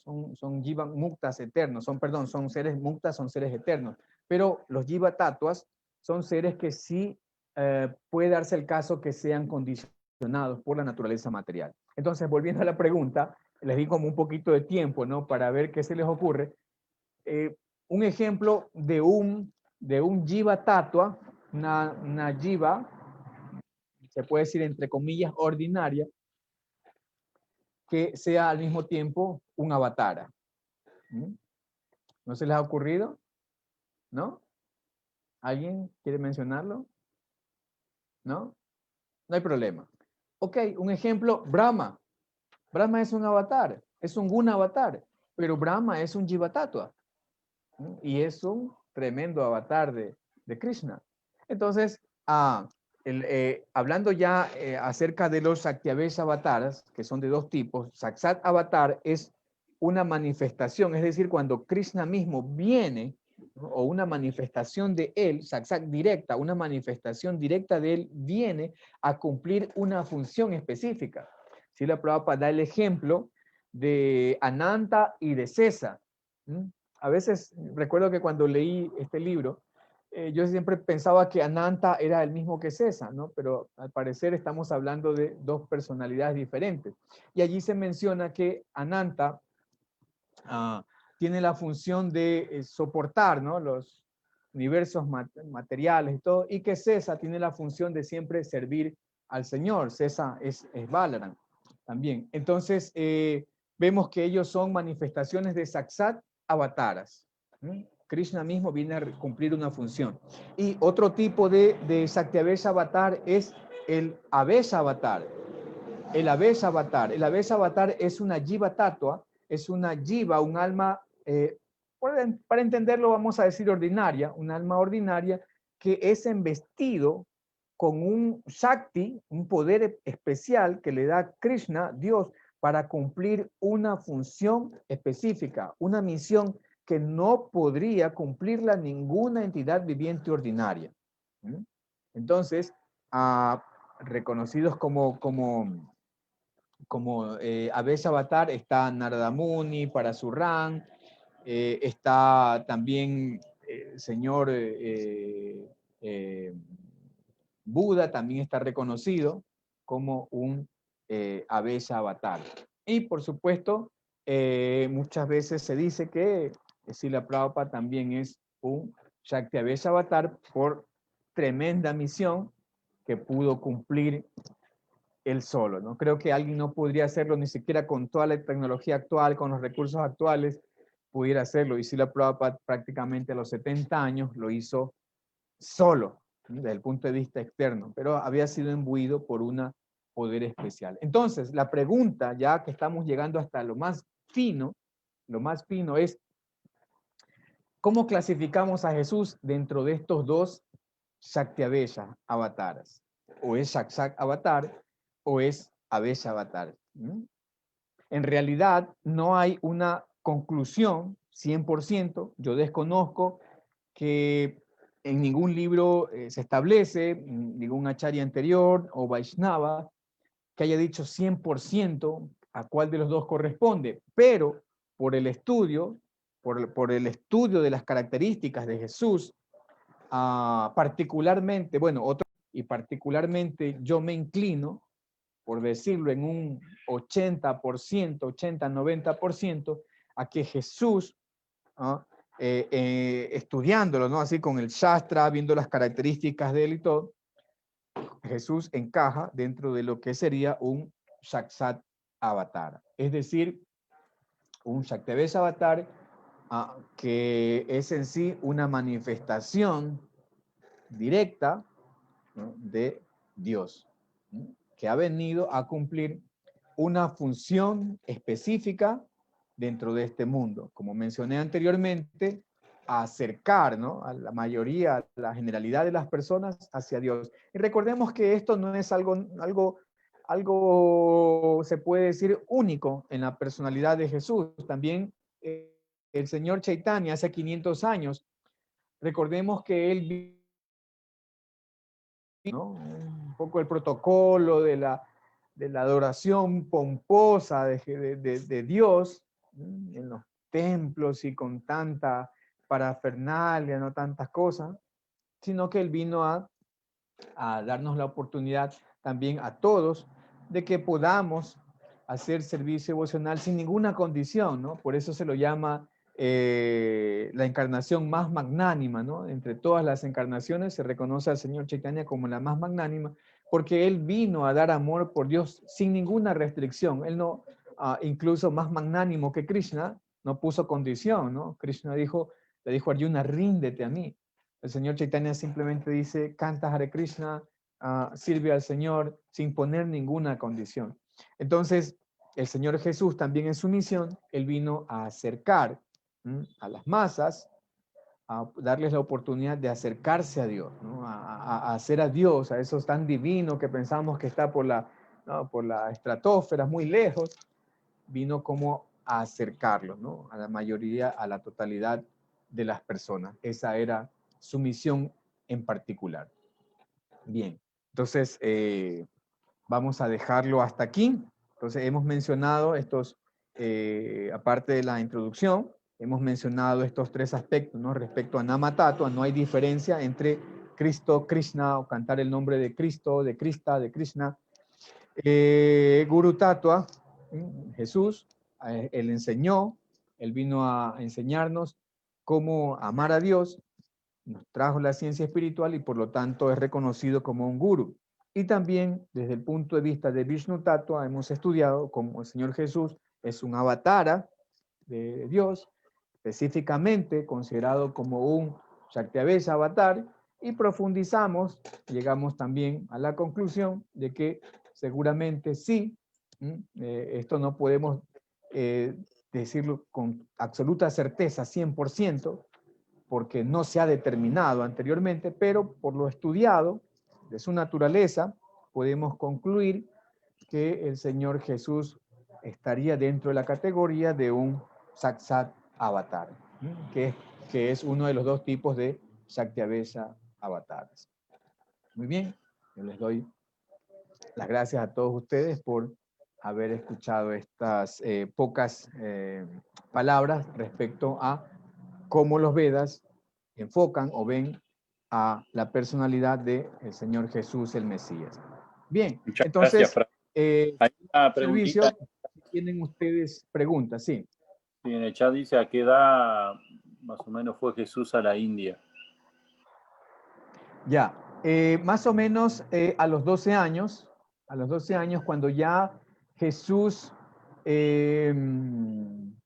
prácticamente a los 12 años, Jesús era un rabí, reconocido por los israelitas, los judíos lo reconocían así como un rabí. Él a los 12 años ya daba grandes discursos en las sinagogas. Entonces, lo que cuentan los escritos paralelos, más o menos a este tiempo de Jesús, a la Biblia, describen que un millonario mercader que pasaba justamente por esta parte en Jerusalén, todo este sector, ¿no? Jerusalén, Judea, todo, Nazaret, vio a Jesús disertando, ¿no? Y quedó alucinado de ver cómo él hablaba de la verdad, ¿no? Como él dominaba, no un conocimiento sectario, no hablaba de una religión sectaria en sí, de principios sectarios, sino que hablaba de un amor universal. Entonces, más o menos a esta edad, este millonario mercader se lo habló con Jesús, incluso estuvo en la casa de, no es que lo raptó, ¿no? Hablamos así, llevó, ¿no? Pero él obviamente estuvo en la casa de María y José, habló con ellos y se ofreció como mentor de Jesús para pagarle sus estudios en la India, ¿no? Porque él sabía que en India pues hay mucha espiritualidad. De hecho, la India, esto hay que reconocerlo, es como la cuna de la espiritualidad, no única, ¿no? No somos sectarios para nada, pero sí hay el tronco central del conocimiento espiritual que son los Vedas, han surgido de ahí, aunque los Vedas, y eso reitero, ¿no? Reitero este punto, debemos quitarnos ese estigma, ¿no? De que los Vedas son filosofía de India. Eso es como decir, volviendo al punto, ¿no? La teoría atomista es griega, la teoría atomista es inglesa. No, o sea, no, el átomo es átomo en cualquier parte y la filosofía espiritual es universal. Aunque a veces hay ese estigma, ¿no? A veces de desvincular lo védico de India es como tratar de separar a Luke Ferriño de su personaje Hulk, ¿no? Es como difícil, ¿no? O a ¿cómo se llama? Daniel Radcliffe, algo así que era el de Harry Potter, ¿no? ¿Cómo se llama? No recuerdo, pero está estigmatizado, ¿no? Entonces lo vemos a él y vemos a Harry Potter, lo vemos a Luke Ferriño y vemos a Hulk. Entonces, a veces es muy poco difícil, ¿no? Desvincular, ¿no? Filosofía védica de la India, pero en realidad, como explicábamos al principio, Veda significa ciencia universal. Entonces, este mercader se llevó a Jesús hasta India y allá pues vivió, y no solamente estuvo en India, hay escritos, incluso hay testimonio escritural de personajes que vieron a Jesús en India, y no solamente en India, sino también Jesús avanzó hasta el Tíbet. Estuvo en el Tíbet y también, por supuesto, fue entrenado por monjes tibetanos.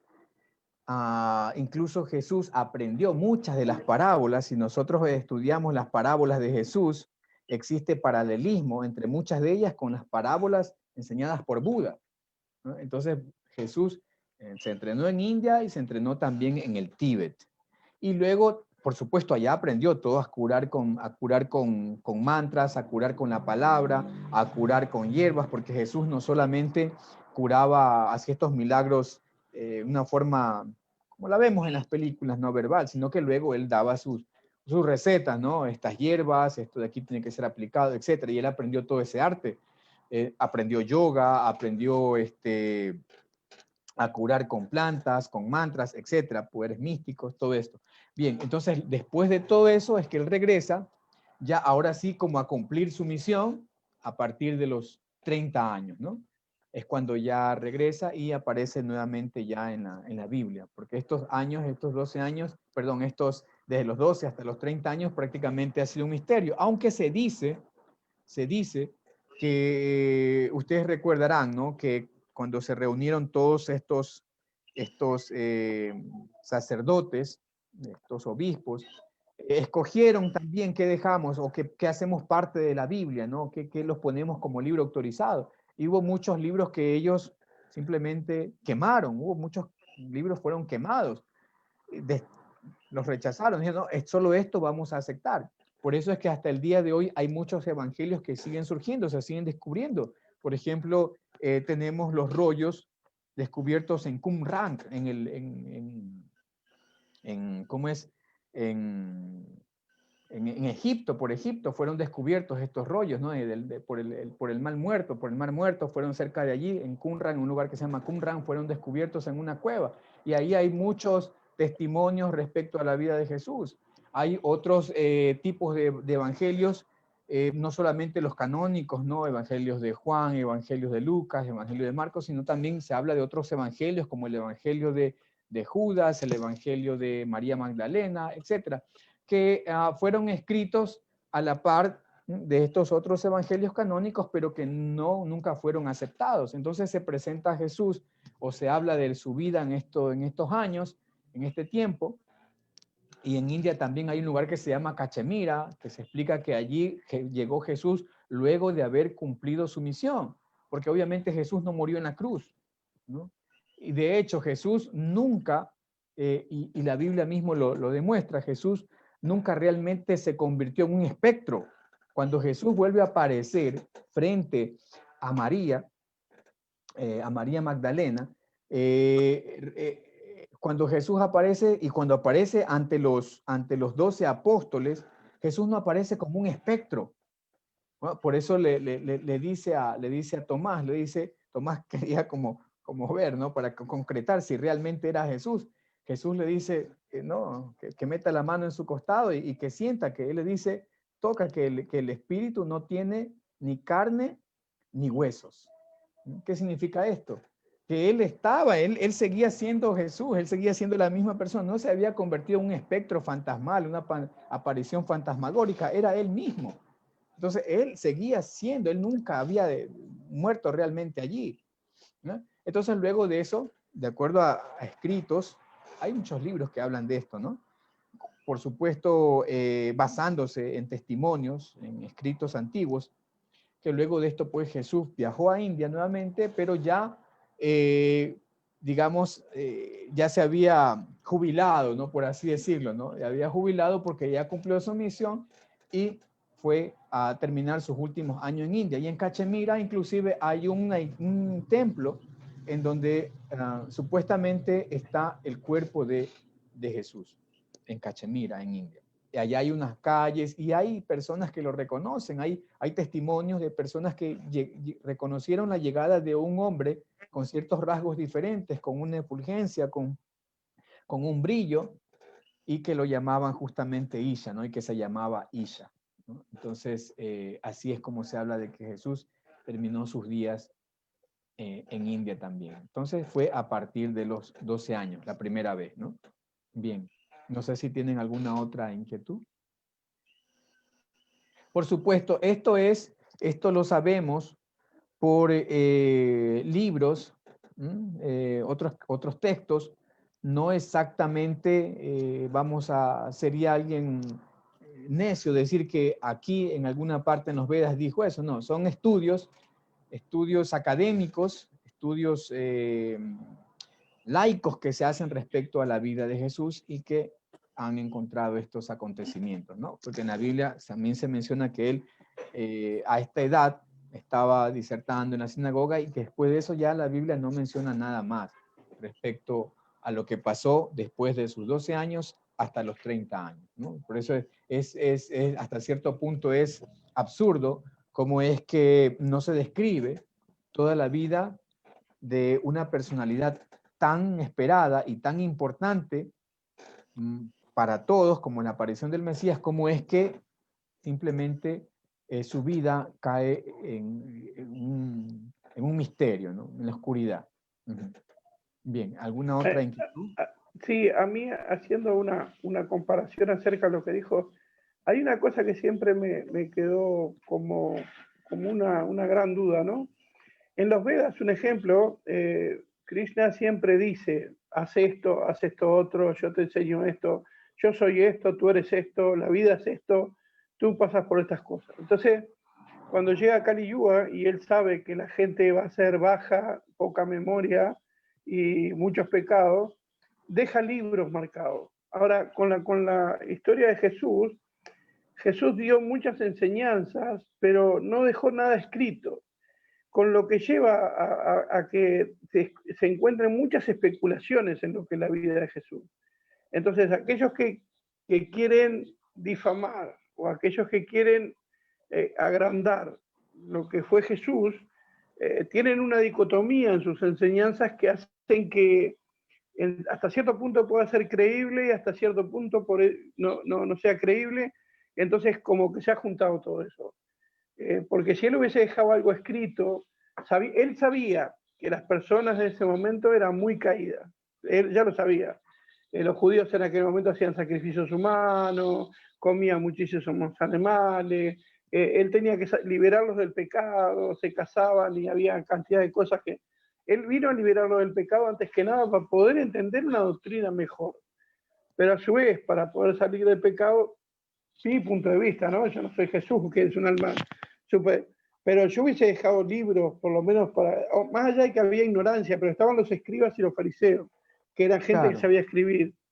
Y no se dejó nunca nada acerca de eso. Y mismo en el día de hoy está la Biblia con todas las conjunciones, y no hay una Biblia que que trate solo las enseñanzas de Jesús. Yo no encontré Biblias en las que dice todo, pero no una que diga todo lo que enseñó Jesús, solamente un libro, un manual de eso. Entonces, encuentro muchos apóstoles con cada uno su visión, ¿no?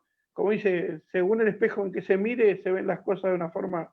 Entonces, uno dice una cosa, otro dice otra, y ahí se arma una controversia con respecto a Jesús, que lleva 2000 años y que nadie puede entender en suma toda la doctrina de lo que él dejó, Claro, sí, que es maravillosa, ¿no? Es interesante, pero digamos que también tiene su explicación. Por ejemplo, en nuestra tradición reconocemos que los Vedas existen eternamente, pero que recién, ¿no? Eso lo escuchamos, ¿no? En las clases, ¿no? Hace 5000 años fueron puestos por escritos por el sabio Vyasa, ¿no? Pero siempre había una tradición oral, ¿no? Incluso por cuestiones técnicas, ¿no? Imagínense, escribir lleva tiempo, ¿no? Y antiguamente no había imprenta, no había fotocopiadoras. Entonces, si alguien quería escribir algo, tenía que, con un libro se demoraba los famosos escribas, ¿no? Entonces, por esos dos lados, a la tradición oral, antiguamente la gente retenía todo, antes de Kali Yuga la gente retenía todo, y eso también incluso en tiempos de Jesús se daba. La gente tenía la oportunidad de retener más que simplemente por el hecho de copiar, ¿no? O sea, la gente tenía suficiente capacidad para poder retener parte de nuestra tradición y parte también de esta tradición que tenemos acá, que estamos estudiando. Entonces, por ese lado. Por otro lado, la misión de Jesús no era tanto ser un escritor. Recordemos que hay diferentes tipos de servicios, diferentes tipos de gurús, diferentes tipos de misiones, Incluso podemos ver que el señor Chaitanya tampoco dejó nada escrito, prácticamente nada escrito, a más del Sisastaka, el señor Chaitanya no escribió absolutamente nada. Lo que él hizo fue explicar, enseñar los principios fundamentales de la ciencia espiritual que se encuentran en el Chaitanya Charitamrita, que se los dio muy puntualmente a ciertos Vaishnavas, y que Srila Prabhupada recoge estas enseñanzas en este libro que mencionamos, la enseñanza del señor Chaitanya. Pero el señor Chaitanya no escribió absolutamente, prácticamente nada, además de esas 8 oraciones. Sin embargo, luego sus seguidores, entre ellos principalmente los Goswamis, lo que hicieron es justamente de esas instrucciones hacer los libros. Por ejemplo, Rupa Goswami compone el Néctar de la Devoción a raíz de lo que le explicó el señor Chaitanya. Entonces el señor Chaitanya le dio los principios fundamentales y se espera, y esa es la ventaja que nosotros tenemos de que hay una cadena de sucesión discipular que no se ha roto. Entonces, esa cadena de sucesión tiene el compromiso de presentar esa misma esencia, esos mismos principios, simplemente refrescándolos de acuerdo a los diferentes tiempos, pero la esencia se mantiene. Entonces, en los tiempos de Jesús se pretendía que haya eso. Él dejó también 12 seguidores, 12 apóstoles, que tenían justamente esa función de entregar ese conocimiento que habían oído a los demás. Pero como pasó incluso con el Gita, que en el capítulo 4 del Bhagavad Gita el Señor dice, ¿no? Y esta cadena se rompió en algún momento y él tuvo que venir a explicar esos principios.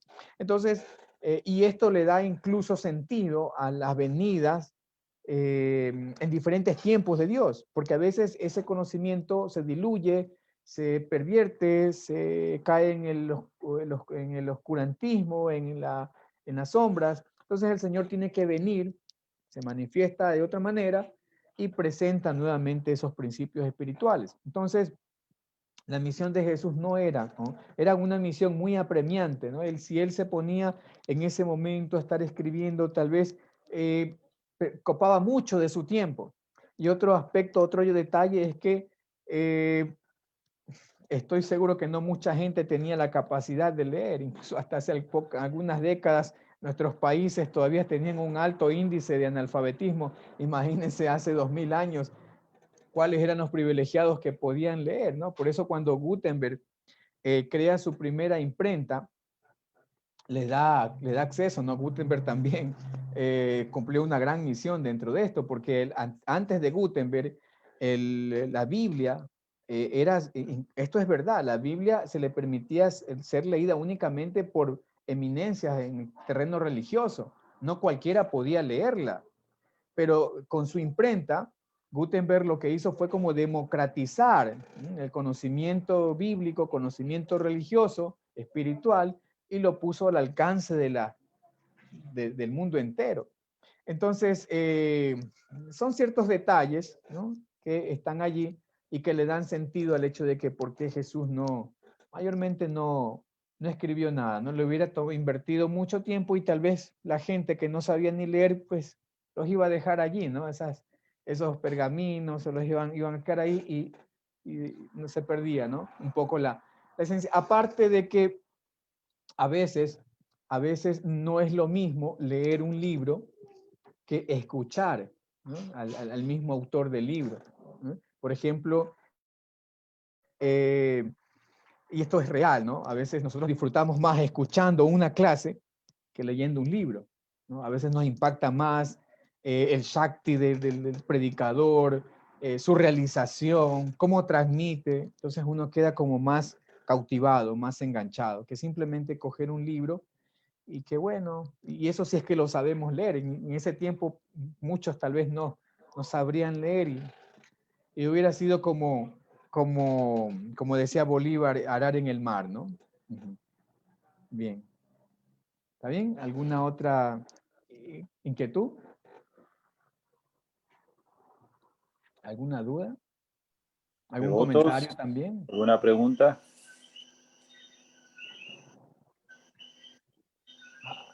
A mí me gustaría preguntarles también a todos ustedes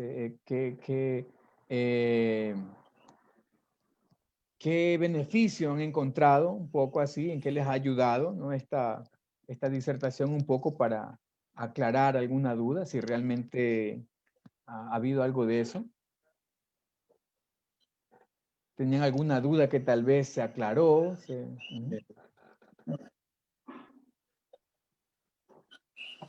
Pues es muy buena para confirmar conceptos que uno había escuchado de por aquí, de por allá, y entonces ahora más científico, podríamos decirlo. Claro, sí, me alegra, porque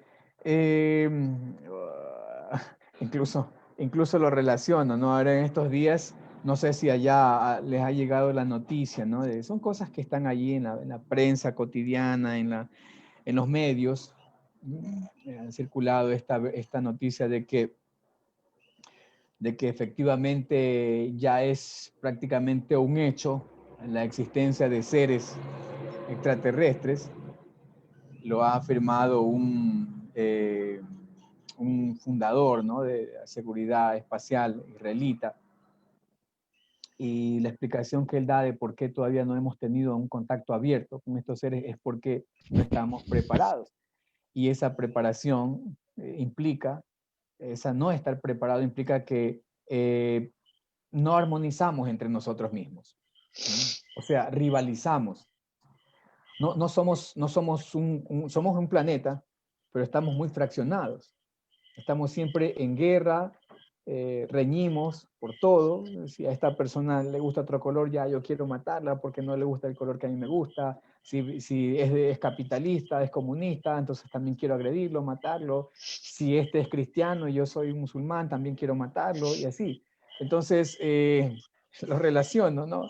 Y con el hecho de que realmente deberíamos armonizar más, ¿no? Debemos aprender a convivir. No significa esto de hacer una, como dicen vulgarmente la gente, ¿no?, una mezcolanza, ¿no?, una mezcla, o hacer un sincretismo religioso, espiritual, de mezclar todo, porque Srila Prabhupada nos enseñó a respetar, a apreciar la unidad en la diversidad. Es decir, hay diferentes doctrinas, diferentes tiendas espirituales, religiosas, y debemos aprender a convivir, a apreciarlos y aprender a convivir con todos ellos, sabiendo que Dios es uno solo y se manifiesta de diferentes maneras. Entonces debemos ayudar en ese proceso y limar asperezas, ayudarnos a apreciar otras personas, otras mentalidades, otras conciencias, para llegar a esa unidad que tanta falta le hace al mundo,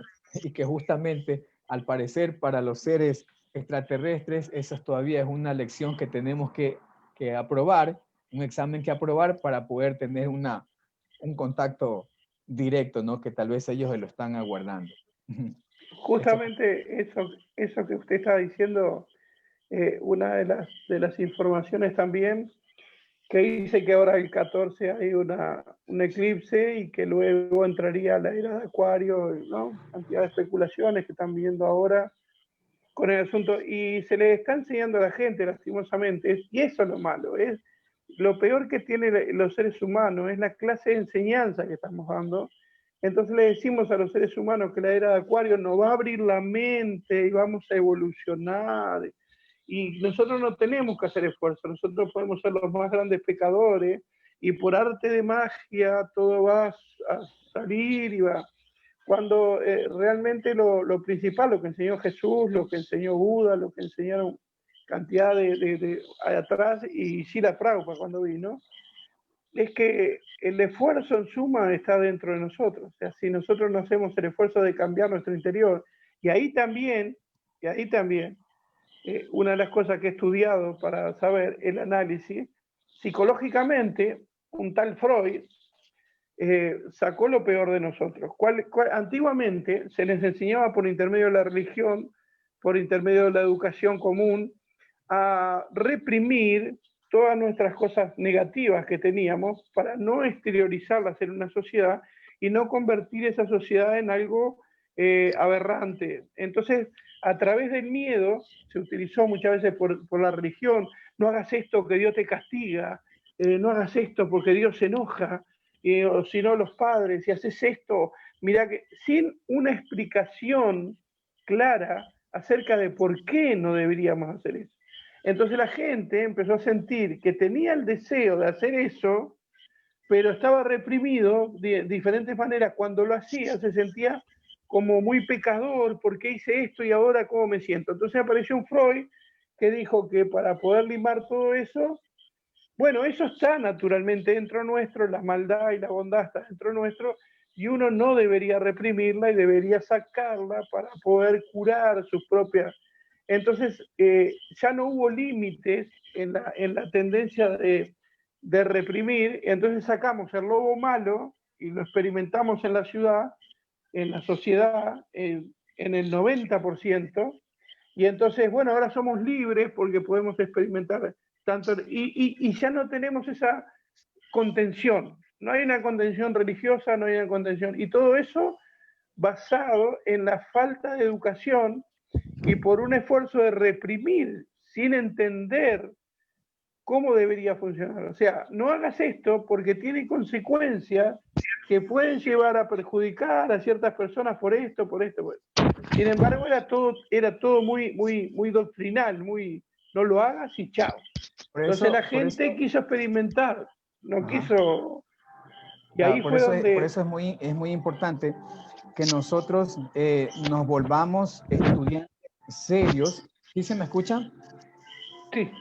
Sí, que nos volvamos estudiantes serios de la ciencia espiritual.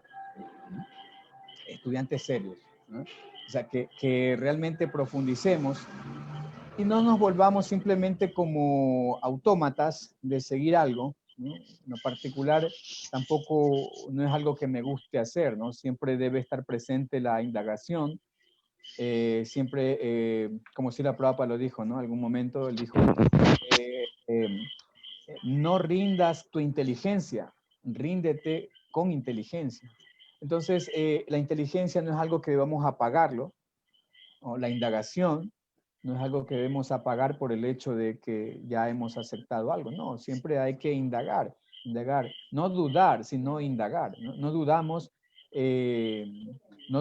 de que Dios haya creado toda la manifestación, pero queremos saber cómo lo hizo y por eso estudiamos. Entonces, en ningún momento hay que, como se dice comúnmente, ¿no? Apagar ¿no? Como antiguamente, ¿no? Los focos, no sé si usted, yo en mi época todavía alcancé a ver esos focos que tenían una cadenita y les jalabas y se apagaba, ¿no? Entonces, en ningún momento de nuestra vida hay que apagar, ¿no? El cerebro, por mucho que estemos dentro de un proceso, siempre hay que indagar, estudiar, investigar, ¿no? Para no convertirnos simplemente en personas que siguen algo por tradición, por costumbre, que en realidad eso no nos va a llevar a ningún lado, ni tampoco vamos a ir al mundo espiritual inconscientemente. Eso es algo que a veces nosotros tenemos ese erróneo pensar de que vamos a ir al mundo espiritual inconscientemente, de que por varita mágica algo nos va a liberar sin nosotros habernos dado cuenta. O sea, estoy liberado, pero no hice nada. No, es que ¿no? Te liberaste porque sí. Incluso el gurú no te puede liberar si tú no sigues las instrucciones del gurú. El gurú te muestra el camino, ¿no? Incluso, nuevamente parafraseando Jesús dijo, yo soy el camino, la verdad y la vida, ¿no? Yo soy el camino, es decir, Jesús era un camino para llevar a sus seguidores hasta el Padre. Entonces, el gurú muestra un camino, pero si uno no quiere seguir ese camino, si uno no da un paso y otro paso, ¿cómo puede alcanzar a Dios? Entonces, el gurú no puede, ni siquiera el gurú, ni siquiera Krishna puede liberarte si tú no quieres ser liberado, ¿no? El maestro espiritual se comprometa con el discípulo a liberarlo, pero el discípulo tiene que cumplir lo que dice el maestro espiritual. No es que por simplemente haber sido iniciado ya está en el mundo espiritual. Lo mismo pasa a veces tenemos pensado que inconscientemente vamos a ir al mundo espiritual, ¿no? Ya por hacer algún acto, pero no tratamos de purificar conscientemente nuestro corazón, ¿no? Y simplemente por hacer algo pensamos que ya vamos a ir catapultados al mundo espiritual.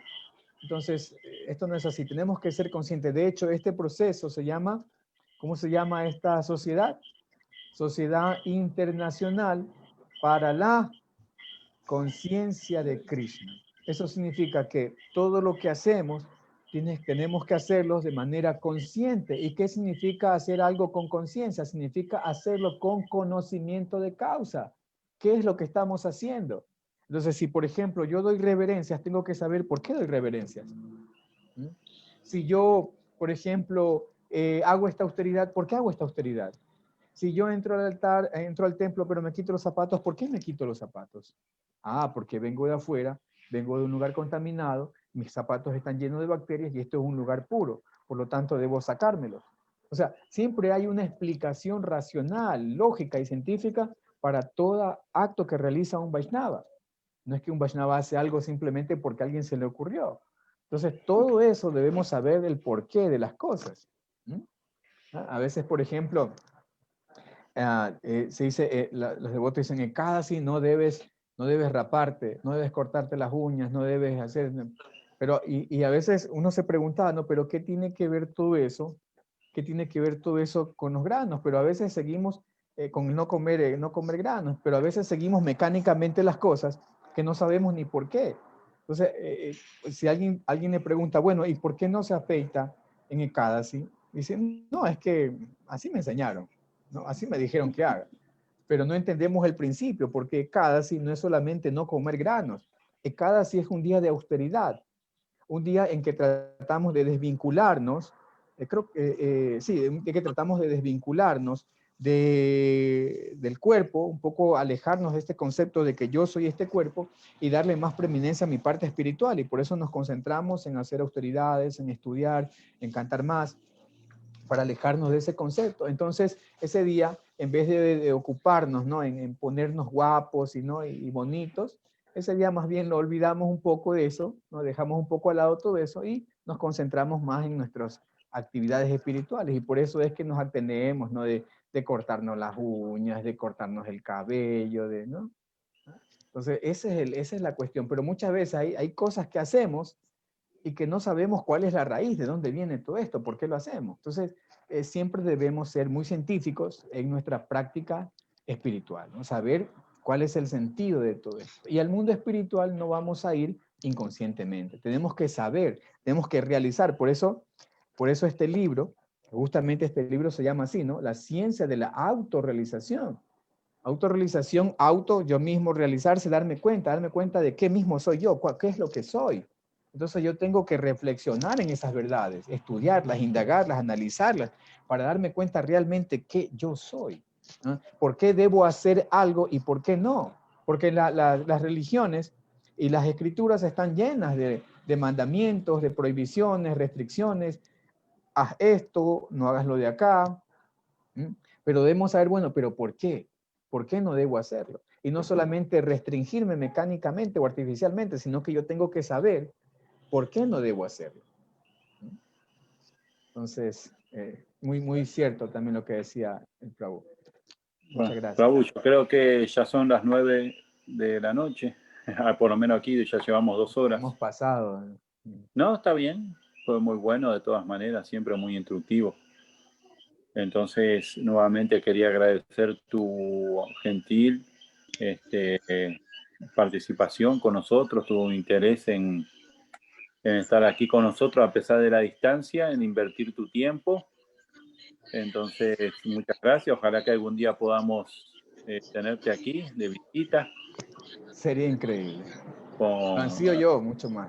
¿Sí? Entonces, así donde recorrer, ¿cómo era? Donde tu tía te mandaba la postal. Limón de Arce, no sé dónde exactamente, pero siempre leía así que decía ese lugar. Sí. Así que bueno, muchas gracias a todos los devotos también.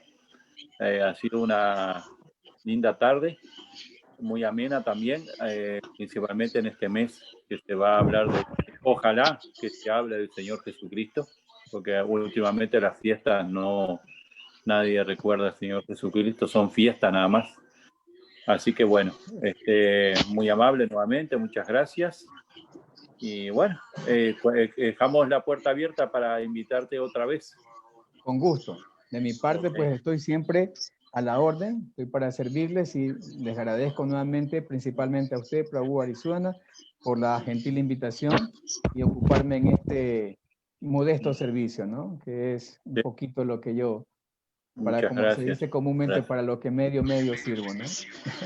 Después se irá de los Reyes Magos, entonces. Hablaste del Señor Jesucristo. Podemos hablar en enero, podemos hablar también un poco en enero de los Reyes Magos, aunque no dicen que eran reyes, pero dicen que eran magos, ¿no? Bueno, así que bueno. Bueno, Bueno, te agradezco muchas bastante, Prabhu. Hare Krishna, muchas gracias. Gracias, Prabhu. Hare Krishna. Reverencia. Hare Krishna. Hare Krishna, Dios te bendiga. Hare Krishna, Prabhu. Hare Krishna.